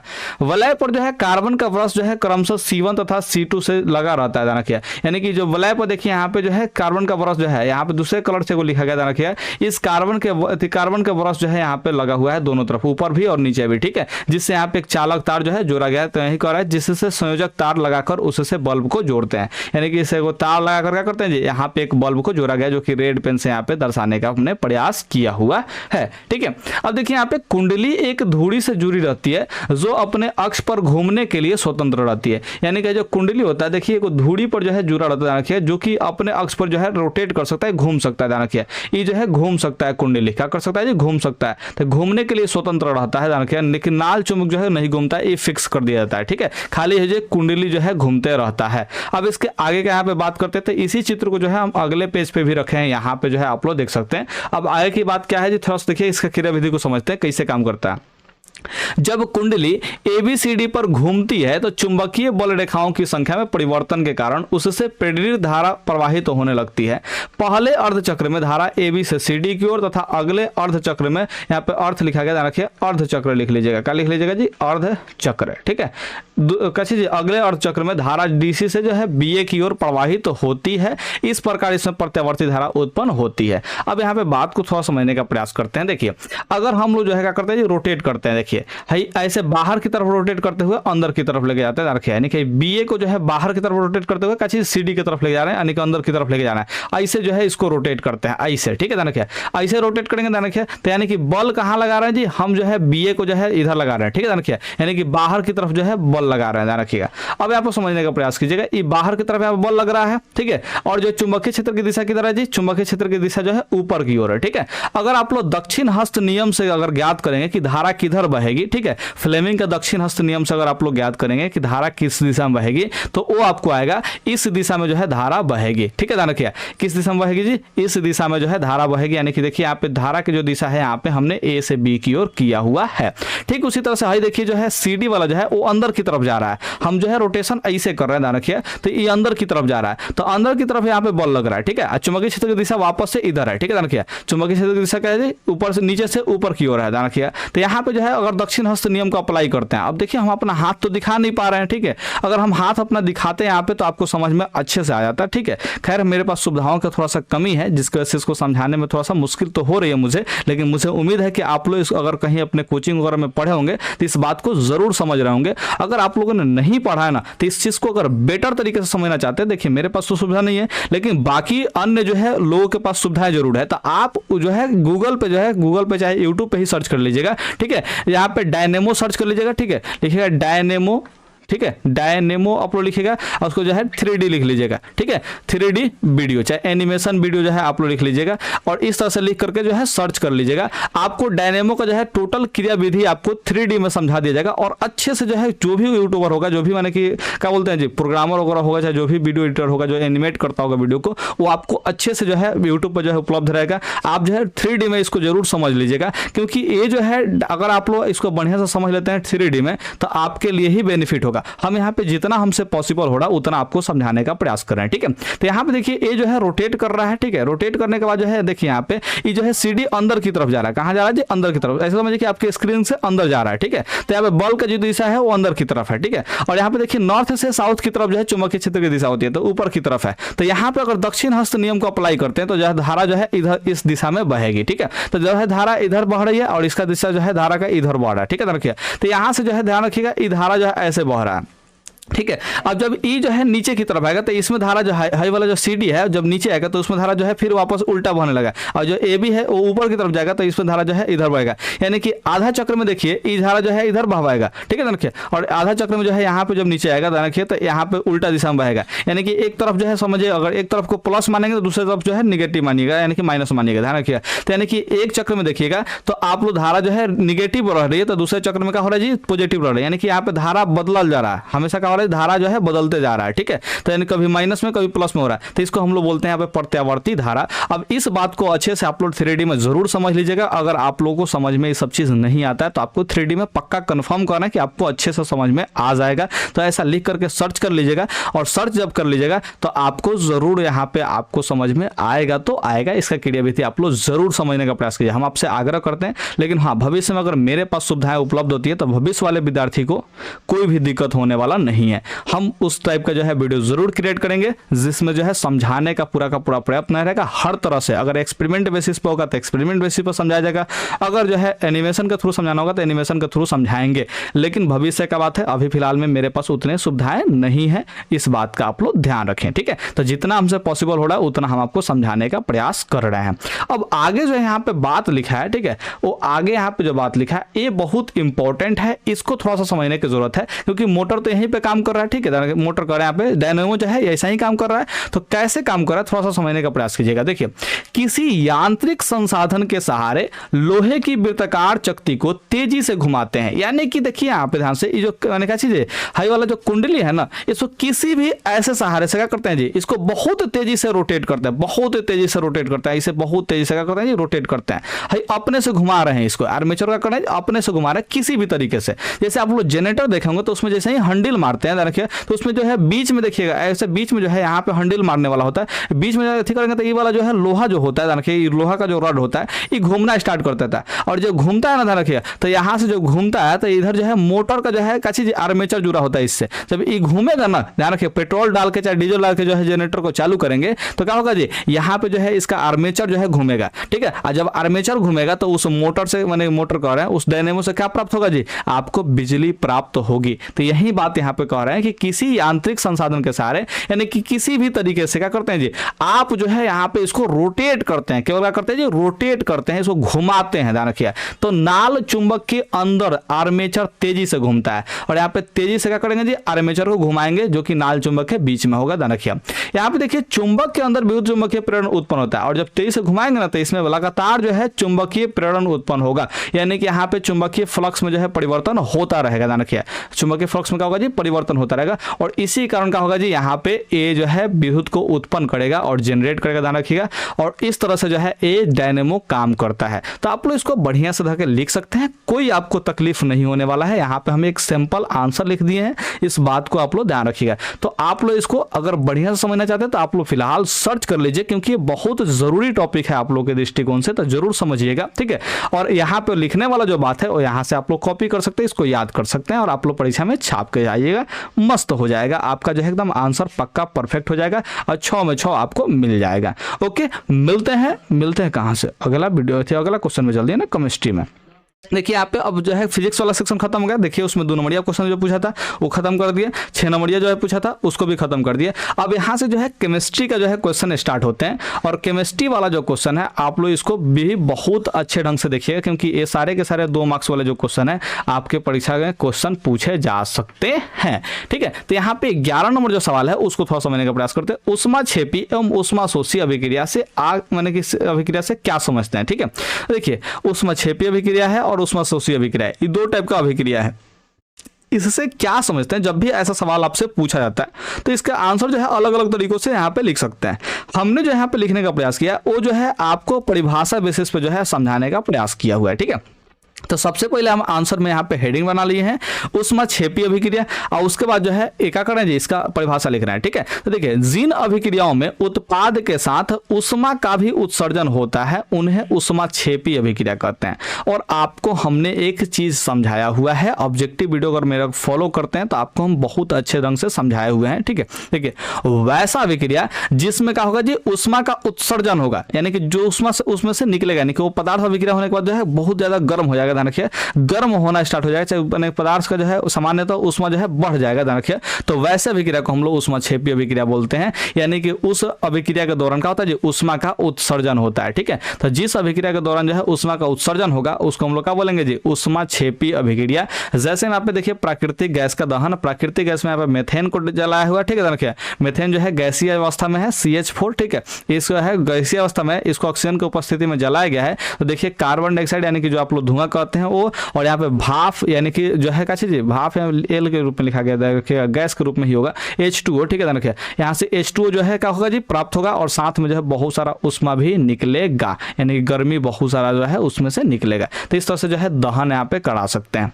अब देखिए उष्माशोषी अभिक्रिया क्या होता है, तो इसको थोड़ा समझने का प्रयास कीजिए। भोजपुरी में अगर आप लोग जानने का प्रयास करेंगे तो क्या करेंगे जी, उष्माशोषी का मतलब जो है उष्मा सोखी, यानी कि वैसा अभिक्रिया। देखिए जिन अभिक्रियाओं में उष्मा का अवशोषण होता है, यानी कि जौन उष्मा को सोख लेता है, ठीक है, यानी कि सोख करके ठंडा हो जाएगा। ध्यान रखिए, तो जौन उष्मा को अवशोषण करेगा उसको हम लोग बोलेंगे उष्माशोषी अभिक्रिया, यानी कि उष्माशोषी ही उष्मा सोखी, ठीक है, उष्मा शोषी ही उष्मा के सोखी, ठीक है, यानी कि उष्मा को जो क्या करेगा जी, सोख लेगा यानी कि अवशोषित कर लेगा, उसको हम लोग क्या बोलेंगे जी, उष्मा शोषी अभिक्रिया बोलेंगे। जैसे यहाँ पे देखिए कोक का भाप के साथ अभिक्रिया कराया हुआ है, ठीक है, यहाँ पे देखिए कार्बन जो है भाप के साथ अभिक्रिया कर रहा है, ध्यान रखिए, और यहाँ पे जो है उष्मा को क्या करा जी, अवशोषित कर ले रहा है। तो यहाँ पे देखिए कार्बन मोनोऑक्साइड और साथ में यहाँ पे हाइड्रोजन गैस जो है मुक्त हो रहा है। तो इस तरह से आप लोग अभिक्रिया लिख सकते हैं और साथ में एग्जाम्पल लिख लेंगे, आपका जो है पक्का 2 में 2 आ जाएगा, इसमें कोई कंफ्यूजन नहीं है, आप आराम से इस टाइप का अभिक्रिया को लिख सकते हैं।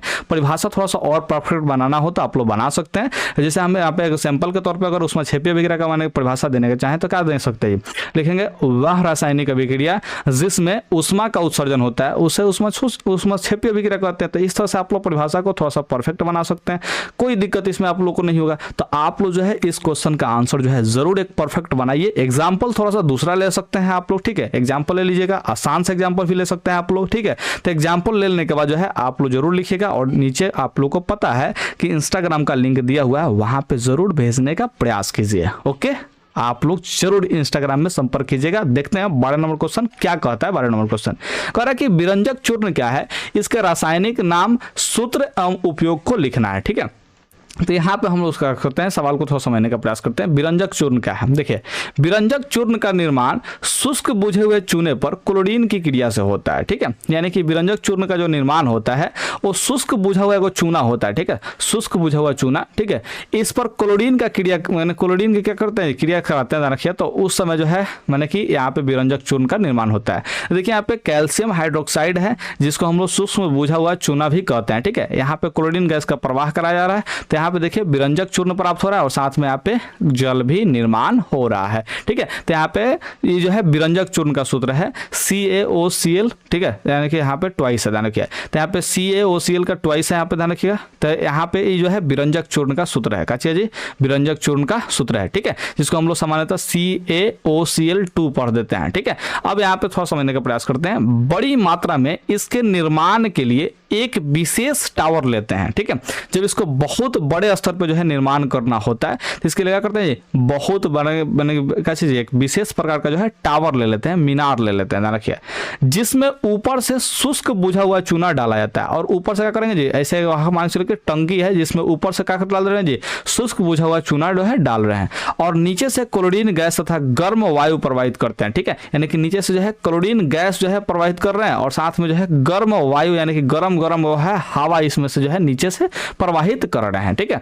क्लोरीन ऊपर तक पहुंचते पहुंचते पूर्णतः अवशोषित हो जाती है, ठीक है, जैसे ही क्लोरीन ऊपर तक पहुंचेगा ध्यान रखिए, तो ये क्या हो जाएगा जी, पूर्णतः अवशोषित हो जाएगा, यानी क्या है जो है क्या चीज, कैल्शियम हाइड्रोक्साइड जो है इसमें क्या करेगा जी, अवशोषित कर लेगा और तथा बुझा हुआ जो चूना है वो विरंजक चूर्ण में बदल जाएगा और जो शुष्क बुझा हुआ जो चूना है वो क्या होगा जी, विरंजक चूर्ण में जो है बदल जाएगा। तो इस तरह से जो है हम लोग तैयार कर लेते हैं विरंजक चूर्ण को, फैक्ट्री वगैरह में ऐसा ही तैयार किया जाता है, उसका मेन मैकेनिज्म जो है यही है, ठीक है।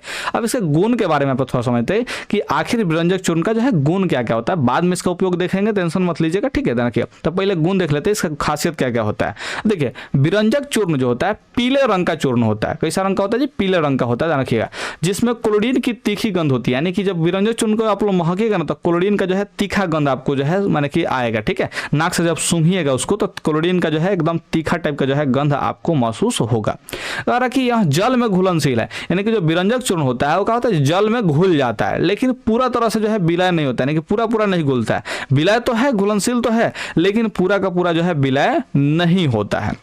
कह रहा कि यह वायु में CO2 के साथ क्रिया करके क्लोरीन खो देता है, यानी कि जब विरंजक चूर्ण को यहाँ पे कार्बन डाइऑक्साइड के साथ अभिक्रिया कराते हैं तो यहाँ पे देखिए कैल्शियम कार्बोनेट और साथ में यहाँ पे क्लोरीन गैस जो है उत्सर्जित हो जा रहा है, यानी कि क्लोरीन गैस यहाँ पे मुक्त हो जाता है। तो जब हवा में इसको छोड़ते हैं देखिए, तो हवा में जो क्या करता है यहाँ पे जो है कार्बन डाइऑक्साइड से अभिक्रिया कर लेता है और जिसकी वजह है क्लोरीन गैस जो है मुक्त होते रहता है। इस बारे में आप लोग ध्यान रखिएगा। तो यहाँ पे विरंजक चूर्ण का जो है ये 3 खासियत है। इसके बाद जो है यहाँ पे उपयोग भी लिखने के लिए कहा तो यहाँ पे उपयोग भी लिखेंगे। सूत्र क्या होगा जी, सूत्र नहीं लिखेंगे, सूत्र यहाँ पे है CaOCl का ट्वाइस यहाँ पे लिख लीजिएगा, ठीक है। तो आप लोग जो है इसको लिख सकते हैं आराम से सूत्र भी, ठीक है। हम उपयोग आपको बताते हैं। देखिए क्या होता है, उपयोग क्या होता है यहाँ पे समझने का प्रयास कीजिएगा। देखिए कागज तथा कपड़ा उद्योग में विरंजक के रूप में, ठीक है, यानी कि जो यहाँ पे विरंजक चूर्ण होता है वो विरंजन के माने काम आता है, ठीक है। यानी कि कपड़ा को जो है चाहे कैसे जी जो कागज वगज होता है उसको जो है विरंजित करता है। कहने का मतलब उसमें का जो रंग होता है उसको हटाने का प्रयास करेगा। जैसे लाल रंग है तो लाल रंग करेगा जी, हटा देगा विरंजक चूर्ण। पीला रंग है तो पीला रंग को हटा देगा विरंजक चूर्ण, ठीक है।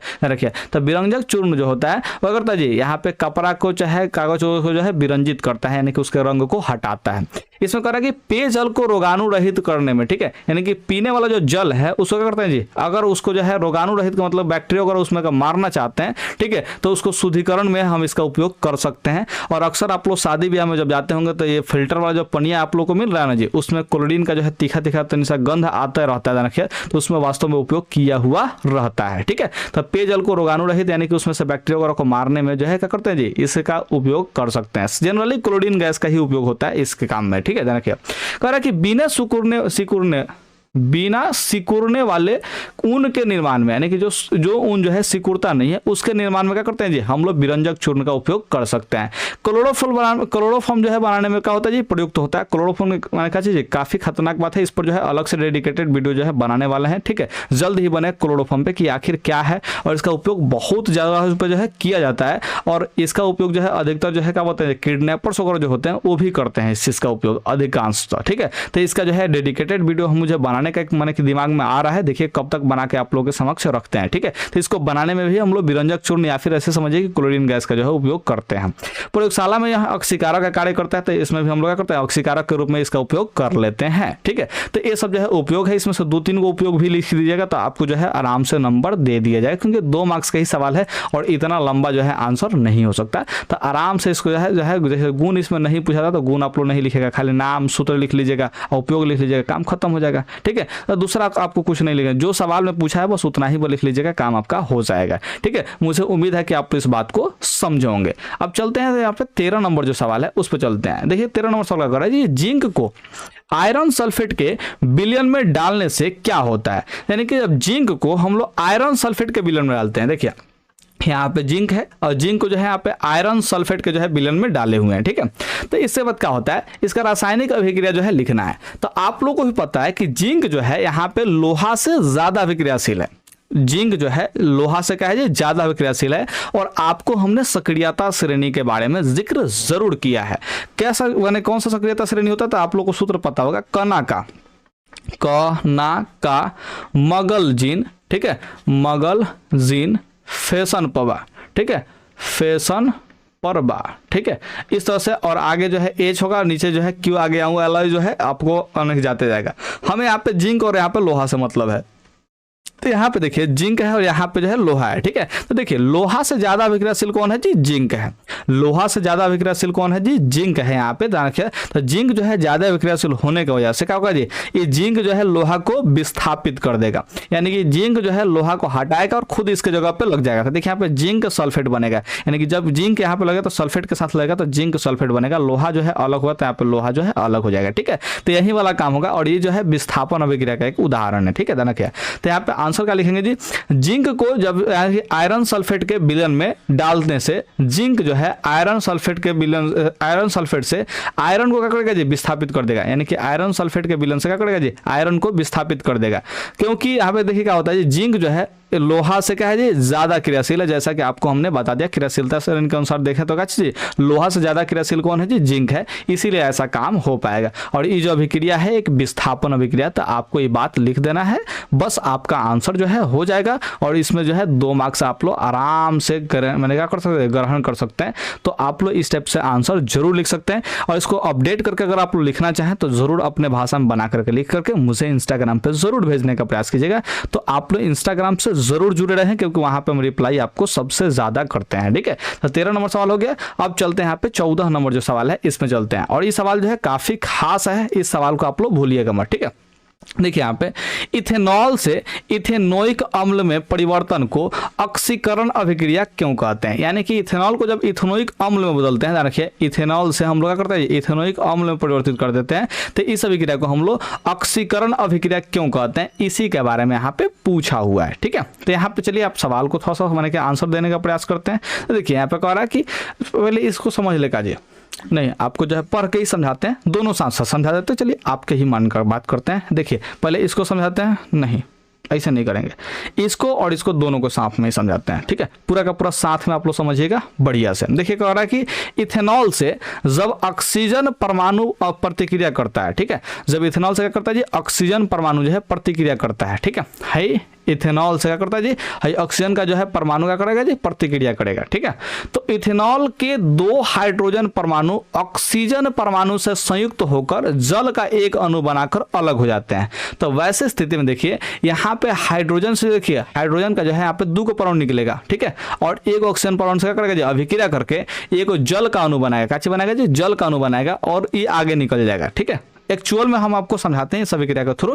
पहले ये बात को समझने का प्रयास कीजिए कि इसमें जो है क्या होता है जी, यहाँ पे 2 हाइड्रोजन निकलेगा और ये ऑक्सीजन जो है अभिक्रिया करेगा, तो क्या होगा जी, यहाँ से जो है जल बाहर निकलेगा। ठीक है, ध्यान रखिए, और जल बाहर जब निकलेगा तो यहाँ से बनेगा एसिटल्डिहाइड। क्या बनेगा जी, एसिटल्डिहाइड, यानी कि ई वाला जो है चीज बनेगा। ठीक है, ध्यान रखिए। तो अब आप लोग थोड़ा सा समझाने का प्रयास करते हैं आगे, इस जिससे इथेनॉल यानी कि एसिटल्डिहाइड जो है बनता है। ठीक है, ध्यान रखिए, किसी अणु से हाइड्रोजन का निकलना ऑक्सीकरण कहलाता है। यानी कि अगर कोई अणु से जो है हाइड्रोजन अगर निकलता है तो उसको क्या बोलते हैं जी, हम लोग ऑक्सीकरण कहते हैं। तो यहाँ पे हाइड्रोजन क्या होता है जी, निकल रहा है, तो क्या बोलेंगे, इसको ऑक्सीकरण बोलेंगे।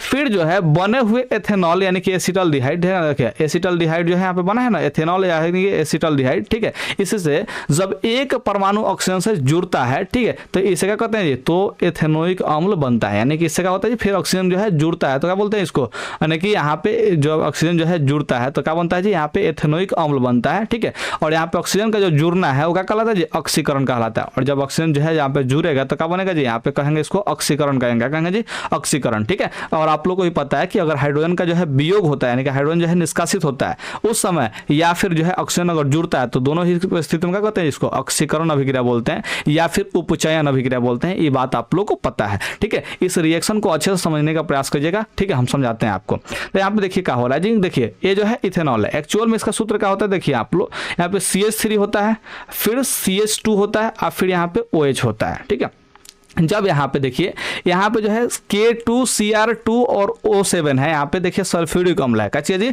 सल्फ्यूरिक अम्ल है, और साथ में यहाँ पे देखिए K2Cr2 और यहाँ पे O7 है, जिसका आप लोग यहाँ पे नाम जो है लिख लीजिएगा, जरूर नाम लिख लीजिएगा, पोटेशियम डाइक्रोमेट इसको बोलते हैं। क्या बोलते हैं जी, पोटेशियम डाइक्रोमेट। कैसे लिखेंगे, चलिए इंग्लिश में लिख देते हैं। ठीक है, ध्यान रखिए, इसको बोलते हैं हम लोग पोटेशियम डाइक्रोमेट बोलते हैं। क्या बोलते हैं जी, डाइक्रोमेट बोलते हैं, आप लोग ध्यान रखिएगा। ठीक है, तो यहाँ पे ये उपस्थित है, और साथ में यहाँ पे सल्फ्यूरिक अम्ल है, H2SO4 है। ठीक है, ये दोनों को उपस्थिति में ध्यान रखिए। यहाँ पे ऑक्सीजन जो है क्या होता है जी, ऑक्सीजन जो है यहाँ पे क्या करता है, संपर्क करता है। ठीक है, यानी कि यहाँ पे इसका जो है एथेनॉल का ऑक्सीकरण होता है। ठीक है, तो ऐसी स्थिति में होता क्या है कि यहाँ से एक हाइड्रोजन, ठीक है, यहाँ से एक हाइड्रोजन और यहाँ से एक हाइड्रोजन जो है निकल जाता है। ठीक है, तो बचेगा कौन सी, थोड़ा समझने का प्रयास कीजिएगा, CH3 और यहाँ पे देखिए C और एगो H बचेगा, और यहाँ पे एगो O बचेगा। ध्यान रखिए, तो यहाँ पे एगो O बचेगा। देखिए इसमें का एगो हाइड्रोजन निकलेगा, इसमें का एगो हाइड्रोजन निकलेगा। ठीक है, देखिए, तो यहाँ पे देखिए एगो हाइड्रोजन और एगो हाइड्रोजन मिलकर 2 हाइड्रोजन होगा, और हाई वाला जो ऑक्सीजन जो है इस पर अटैक जो किया था, क्या करेगा यहाँ पे 2 हाइड्रोजन से जो संयोग कर लेगा। ठीक है, तो वैसे स्थिति में क्या होगा, यहाँ पे H2O बनेगा, और H2O जो है अलग हो जाता है, और क्या बच जाता है जी, यहाँ पे एसिटल्डिहाइड जो है बच जाता है। क्या बच जाता है, एसिटल्डिहाइड बच जाता है, जिसका यहाँ पे एक और नाम का है जी, एथेनॉल भी है। ठीक है, ध्यान रखिए, ये दोनों नाम आप लोग याद रखिएगा, एक नाम IUPAC नाम है और एक नाम जो है सामान्य नाम है। ठीक है, ध्यान रखिए, तो दोनों नाम आप लोग को याद रखना है। तो यहाँ पे क्या चीज बदल गया जी, एसिटल्डिहाइड में बदल गया, और जो एसिटल्डिहाइड है, ठीक है, इससे क्या करता है, फिर वापस से ऑक्सीजन जब मैंने कि क्या करता है, अटैक करता है, ध्यान रखिए। तो वैसे स्थिति में यहाँ पे देखिए 2 ऑक्सीजन हो जाता है। देखिए 2 ऑक्सीजन हो गया, और हाई वाला जो हाइड्रोजन यहाँ पे मैंने क्या जाता है। ठीक है, यानी कि ऑक्सीजन जो है डबल बॉन्ड से जुड़ता है, और यहाँ पे सिंगल बॉन्ड से OH जो है जुड़ जाता है, तो ये जो है एथेनोइक अम्ल बन जाता है। यहाँ से क्या बन जाता है जी, एथेनोइक अम्ल बन जाता है। तो आप लोग यहाँ पे समझ रहे हैं कि 2 स्टेप में अभिक्रिया हो रहा है, और दोनों स्टेप में ध्यान रखिएगा, इस पहला स्टेप में जो है हाइड्रोजन का जो है वियोग हो रहा है, यानी कि हाइड्रोजन का निष्कासन हो रहा है, और जब हाइड्रोजन का निष्कासन होता है तो इसको बोलते हैं ऑक्सीकरण, ठीक है। और यहाँ पे देखिए दूसरा जो अभिक्रिया हो रहा है, दूसरा जो रिएक्शन हो रहा है, इसमें जो ऑक्सीजन जो है संयोग कर रहा है, यहाँ पे ऑक्सीजन जो है जाके जुड़ रहा है, तभी जाकर यहाँ पे डबल ऑक्सीजन हो रहा है, ठीक है। तो यहाँ पे ऑक्सीजन जो है संयोग कर रहा है, और जब ऑक्सीजन का संयोग होता है तो उस समय भी क्या बोलते हैं जी, इसको ऑक्सीकरण ही बोलते हैं। क्या बोलते हैं जी, ऑक्सीकरण बोलते हैं। इसलिए यहाँ पे ध्यान रखिए, एथेनॉल से जब एथेनोइक अम्ल बनाते हैं तो ये अभिक्रिया क्या होता है जी, ऑक्सीकरण अभिक्रिया ही होता है। तो ये अभिक्रिया आप लोग के लिए बहुत ज्यादा इंपॉर्टेंट है, इसको जरूर आप लोग याद रखिएगा, ठीक है। और यहाँ पे ई वाला जो है जरूर यहाँ पे आप लोग क्या करिएगा जी, उत्प्रेरक को यानी कि कैटलिस्ट को जरूर याद रखिएगा, पोटेशियम डाइक्रोमेट, ठीक है, पोटेशियम डाइक्रोमेट, ठीक है, इसको आप लोग जरूर याद रखिएगा। उम्मीद करते हैं कि आप लोग इस बात को समझोगे। इसी बात को यहाँ पे भाषा में हमने ऊपर लिखा हुआ है, और आप लोग ऐसे लिख देते हैं तो आपको 2 में 2 मिल जाएगा। लेकिन यहाँ पे इस भाषा से ज़्यादा इंपॉर्टेंट है ए वाला रिएक्शन। तो ए वाला रिएक्शन आप लोग जरूर याद रखिएगा, क्योंकि वेरी वेरी इंपॉर्टेंट है, तो है, इस बात का आप लोग ध्यान रखिए। 14 के बाद अब सीधे सीधे हम लोग आते हैं सीधे सीधे 15 नंबर पे। और यहाँ पे देखिए हीरे का अपवर्तनांक जो है 2.42 है। इस कथन का क्या अभिप्राय है, ठीक है। तो इस कथन का क्या अभिप्राय है, इसके बारे में यहाँ पे पूछा हुआ है। तो देखिए हीरे का जो अपवर्तनांक है ये सबसे अधिक है, ध्यान रखिए, क्योंकि यहाँ पे 2.42 बहुत ज्यादा अभिक्रिया होता है, अभिक्रिया का अपवर्तनांक होता है, ठीक है। इसलिए इसका प्रकाशिक घनत्व भी सबसे अधिक होगा, यानी कि इसमें जो है क्या, प्रकाशिक घनत्व जो है इसका ज्यादा होगा। कहने का सिंपल सा मतलब यहाँ पे समझने का प्रयास कीजिए कि हीरा का अपवर्तनांक बहुत ज्यादा है। अब बहुत ज्यादा होने की वजह से ध्यान रखिएगा, इसमें प्रकाश का जो गमन होगा उसका वेग जो है बहुत कम होगा, ठीक है। यानी कि प्रकाश का जो वेग होगा वो क्या होगा जी, बहुत कम होने की वजह से। यहाँ पे ध्यान रखिएगा, ये जो है, अच्छा इसका अभिप्राय ही पूछ रहा है, तो आपको सिंपल सा यहाँ पे आंसर में क्या लिख देना है, देखिए सिंपल सा लिख दीजिएगा आंसर में कि यहाँ पे देखिए हीरा का जो अपवर्तनांक है 2.42 है, यानी कि ये बहुत ज्यादा है। अब जब ज्यादा अपवर्तनांक होता है तो उस पदार्थ में ध्यान रखिएगा कि वेग जो है प्रकाश का बहुत कम होता है, ठीक है। और जब वेग प्रकाश का यहाँ पे कम होगा, ठीक है, तो आप लोग यहाँ पे समझ सकते हैं कि यहाँ पे क्या समझेंगे जी, कुछ नहीं समझेंगे, बस यही वाला बात लिख दीजिएगा, समझना क्या है। देखिए यहाँ पे देखिए N = C/V होता है, ध्यान रखिए। C जो है प्रकाश का चाल है निर्वात में, V जो है माध्यम में प्रकाश का चाल है, और N यहाँ पे कहा जी अपवर्तनांक है, ठीक है। जिससे यहाँ पे V जो है निकाला गया, C/N है। ये फॉर्मूला जो है आप लोग चाहें तो मेंशन कर सकते हैं, या फिर वही जो है 2 लाइन आप लोग लिख दीजिएगा तो काम इसका हो जाएगा, इससे ज्यादा लिखने का जरूरत नहीं है। लेकिन फिर भी यहाँ पे जो नीचे लिखे हैं इसको भी आप लोगों को समझा देते हैं। लिख रहा है कि जब n का चीज n सबसे अधिक है तब v जो है सबसे छोटा होगा, ठीक है। यहाँ पे n जो है अगर सबसे अधिक है तब v क्या होगा जी, सबसे छोटा होगा। क्योंकि देखिए यहाँ पे जो है बटा के नीचे है, यानी कि ई का है जी व्युत्क्रमणपाती है, यानी कि v के जो है व्युत्क्रमणपाती है, यहाँ पे n है, ठीक है, क्योंकि बटा के नीचे है, ध्यान रखिए। तो यहाँ पे व्युत्क्रमणपाती है, तो जब n का मान यहाँ पे ज्यादा होगा तब v का मान क्या होगा जी, कम होगा। और जब v का मान ज्यादा होगा तो n का मान यहाँ पे ऑटोमेटिक क्या होगा जी, कम होगा। इस बारे में आप लोग ध्यान रखिएगा। तो इस तरह से आप लोग जो है इसको समझने का प्रयास कीजिए। देखिए जब n जो है अधिक है, n जो है अधिक है, तब भी क्या होगा जी, कम होगा, ठीक है। इसलिए हीरे में प्रकाश का जो गति है वो सबसे कम होगा, यानी कि यहाँ पे कारण लिख दीजिएगा, हीरे में प्रकाश का जो गति है चाहे वेग है वो क्या है जी, सबसे कम है। तो मिला जुला के इतना जो बात लिखा गया उसमें आप लोग को यही 2 बात समझाया गया है कि हीरे का अपवर्तनांक जो है 2.42 है, जो कि सबसे अधिक है, और सबसे अधिक है इसलिए हीरे में प्रकाश का वेग क्या होगा जी, सबसे कम होगा। बस यही मेंशन कर देना है, बस इतना ही अभिप्राय आप लोग को लिख देना है, 2 में 2 आ जाएगा, ज्यादा इसको कॉम्प्लिकेटेड करने की जरूरत नहीं है। 15 के बाद अब सीधे से चलते हैं यहाँ पे 16 नंबर सवाल पे। कह रहा है कि तत्वों का वर्गीकरण किस प्रकार किया गया है, आवर्त सारणी में वर्ग तथा आवर्त क्या है, ठीक है। यानी कि जो तत्व का वर्गीकरण किया गया है वो कैसे किया गया है इसको बताना है, यानी कि किस आधार पर किया गया है इसको बता देना है। और जो आवर्त सारणी है उसमें वर्ग किसको कहते हैं और यहाँ पे आवर्त किसको कहते हैं इसको बता देना है, ठीक है। तो सिंपल से इसका आंसर लिख देंगे। देखिए तत्वों का वर्गीकरण उनके परमाणु संख्या के आधार पर किया गया है, यानी कि जो तत्व का वर्गीकरण है वो उनके परमाणु संख्या के आधार पर किया गया है। अभी परमाणु संख्या क्या बढ़ते हुए संख्या के आधार पर किया गया था, आगे यहाँ पे मेंशन किया। देखिए जब तत्वों को उनके बढ़ते परमाणु संख्या के आधार पर रखा जाए तो समान गुणों वाले तत्व नियमित अंतर के बाद प्रकट होते हैं। यानी कि यहाँ पे सिंपल सा बात को समझने का प्रयास कीजिए, समान गुण वाले तत्व जो है कभी ना कभी क्या करते हैं, रिपीट करते हैं, जाना क्या, और वो भी नियमित अंतर के साथ जो है रिपीट करते हैं, यानी कि समान गुण वाले जो है तत्व यहाँ पे मिल जाते हैं।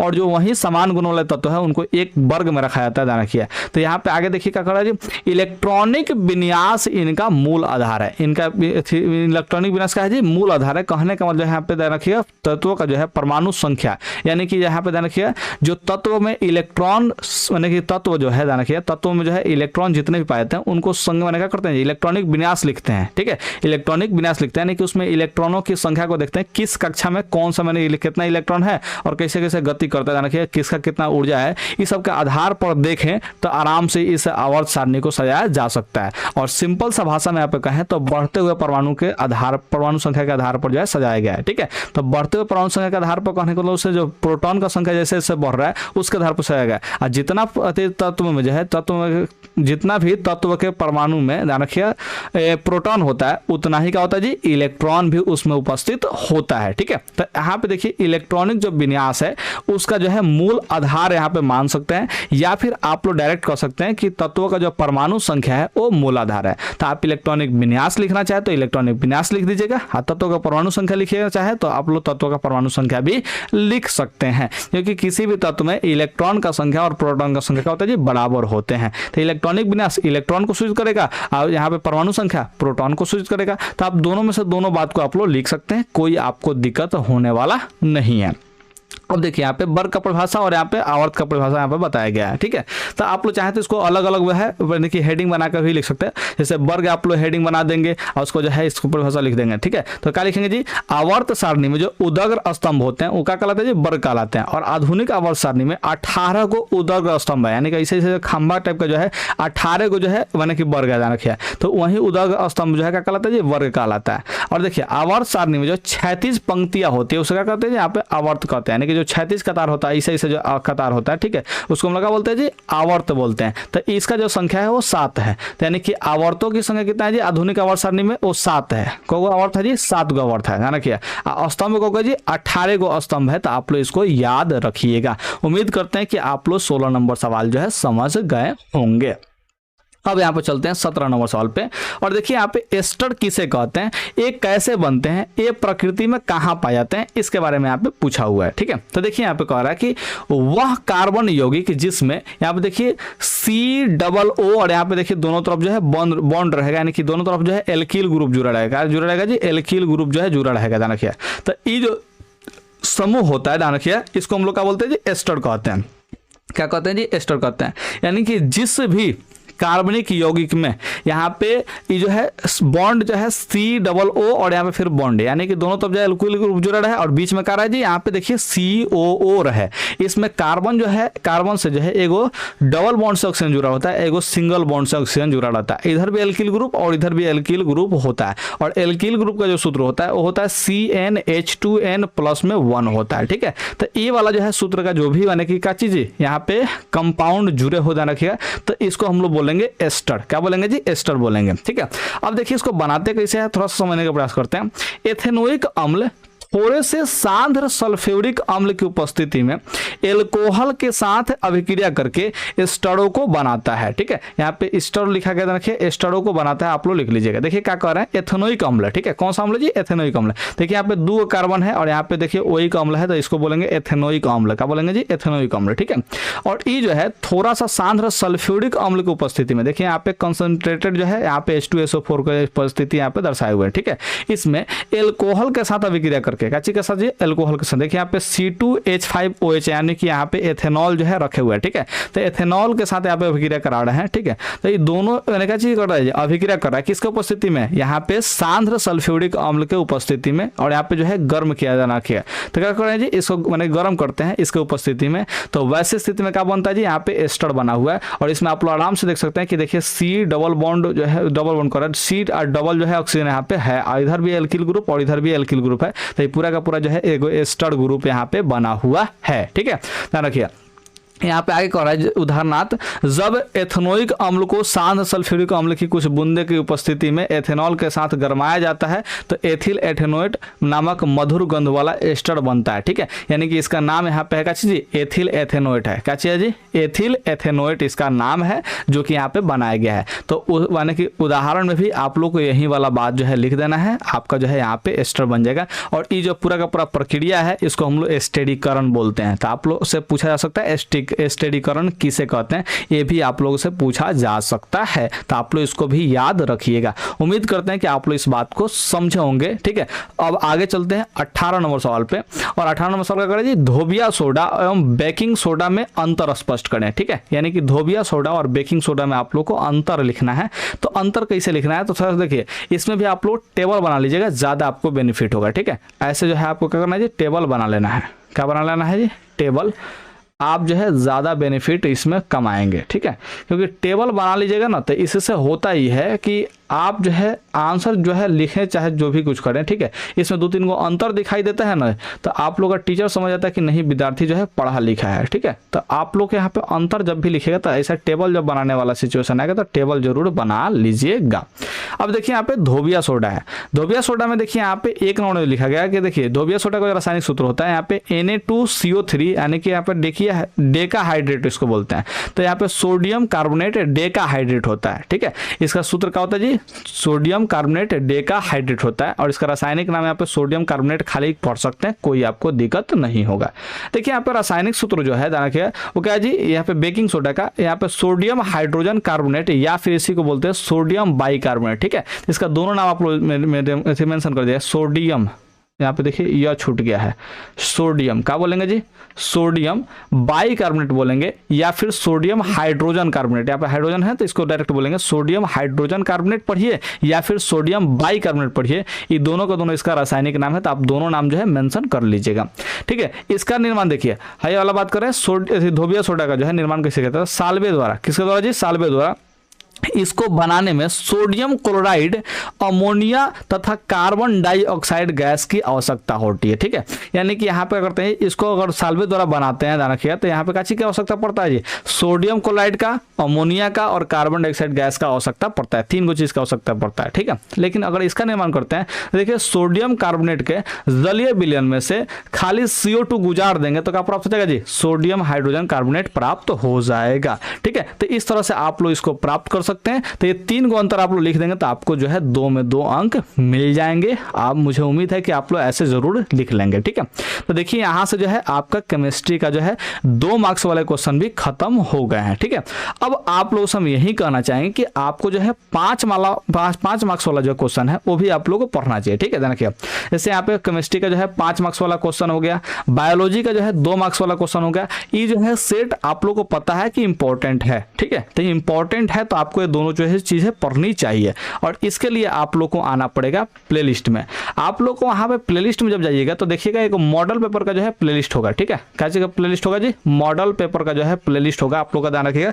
और जब मॉडल पेपर का जो प्लेलिस्ट होगा उसमें आप लोग जाइएगा तो उसमें को पार्ट 3 होगा। ठीक है, पार्ट 1 जो है ऑब्जेक्टिव के लिए है, पार्ट 2 ये आप लोग जो अभी पढ़े वो है। ठीक है, और जो पार्ट 3 होगा ध्यान रखिए वो जो है इसके बाद कहने की जो है 5 मार्क्स वाला जो है केमिस्ट्री का वीडियो और 2 मार्क्स वाला जो है ऑब्जेक्टिव का वीडियो आप लोग को जरूर वो देख लेना चाहिए, ताकि ये वाला जो है मॉडल पेपर जरूर समाप्त हो जाए। ठीक है, क्योंकि ये जो है आप लोग के लिए बहुत ज्यादा इंपॉर्टेंट है तो है। ठीक है, तो आइए मिलते हैं प्लेलिस्ट में। Okay, bye.